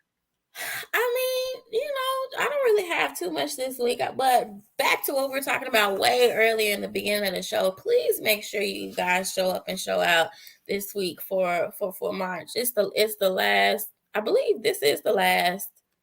Yeah, I think it's the last episode. The last episode of the season. And I mean, it's not too late to turn things around. If we show up and we really get those numbers up for at least this final episode, then maybe there's some hope for next season, or whether it's for PV or whomever, just for the culture in general. So let's make sure as a family and a community, we just tune in and support them. But other than that, I agree. Yeah, basically. Quan, they must not have 5G in that part of the city. No, they probably kicked them out of the. They probably kicked them out of the building. Yeah, they did kick me out the building, but the issue is they at a certain time they refresh it at night, and so that's what's been going on. So yeah. Quan, you going to get one of them BOBs tonight? Nah. We need to talk about health for band directors, because man, I can't even eat that no more, man. The boy's pre-diabetic, so I got to lose this weight. Wow. I tell you. I know that story. Yeah. But my final thought, I do want to give a shout out to Philip Smith, good dude, brother symphonian. I believe he became the drum major for like his cavalry for the army band. Outstanding trumpet player, really, really good dude. And so I believe in giving people their roses while they're alive. So I mean, big shout out to Phil, man. One of the best HBCU trumpet players I've ever heard. That kid is incredible. Yeah, bro. So, and not being ugly is like we tonight we talked about a lot of things about living in the bubble, and we don't speak about those people because they're not on the internet. But there's a lot of band directors that's out here that's doing some great things, and I'll end with this. For everybody that questions us and our legitimacy, so to speak, all of the band directors on here have master's degrees, and we earn our keep, and we're continuing to perfect our craft. So like, your opinion may differ, but don't question us, bro. Not like that, fam. It's certain people that I just admire and respect, and everybody on this show, that's family. I admire and I respect their opinions. Shout out to Crystal too for her show, for what she's doing. Man, we're trying to change music education for the positive. And some of us, bro, we just want to stick to this closed-minded BS. So let's do better as a culture. And if not, you can just go play straight out of tune. Rick, you can get that shirt, ain't you? This shit is hilarious. What is on? Scar man, you a goddamn genius, boy. That shit is hilarious. Listen, and that's why as soon as he said it, what I do, timeout. Won't be me in there with that. Hey, I just make them. That's all, man. I just make them. That shit is hilarious, boy. That's a hit. Speaking of Crystal, she's put something in the comment section last week that did not get enough traction for me. She put what was it? I think it was Crank That Drop Spin, because we was talking about auxiliaries. Oh yeah, she did. Put that on the Well, shirt. we already got the crank that. We already got the crank that copyrighted. We got the Crank That Wind Ensemble, and we got the Crank That Drop Spin. Let's go. Crank That Drop Spin. And no rap daddies in the fifth. Let's go. All that. And don't be out there using our shit. We know some of y'all some thieving ass people. You know where it came from. The TM on it. TM. A lot of people about to hit that. Use daddy a lot. I've been hearing it floating. It's all good though. We starting. We changing culture. We starting. Hey Chuck, I'm coming down there to see you, dog. Julie. Yeah, you. Maya, come on, meet me in Atlanta. Oh yeah, that's tight. I mean, you paying for it, shoot, I go. But Yeah, so let me go ahead and get ready to close out, and then y'all can talk about that apple. But first thing I do want to say, man, is appreciate everybody for joining us, man. This has been an amazing and great show. I cannot say thank you enough to all of our viewers, especially definitely thank you to all the panel. Yeah, please, please, please, on Sunday at 5 o'clock Central Standard Time, 6 o'clock Eastern Standard Time. You need to check out Diary of a Lady Band Director. Crystal is doing her thing, and she has two of the goats in the game right now, Juliet Boykins and Miss Stephanie Sanders. They are both going to be on the show with her and the rest of the panel. Y'all check that out. I'll say it again, 5 p.m. Central Standard Time, 6 p.m. Eastern Standard Time. Check it out. It's going to be a dope show. Make sure you also go to the store, pick up your merch. All right. Remember, 15% off on your full final purchase. All you have to use is code LukeBD. Other than that, man, I have nothing else. This has been a great show, man. Love you guys. We will see you all next week. And I got to go finish my steak.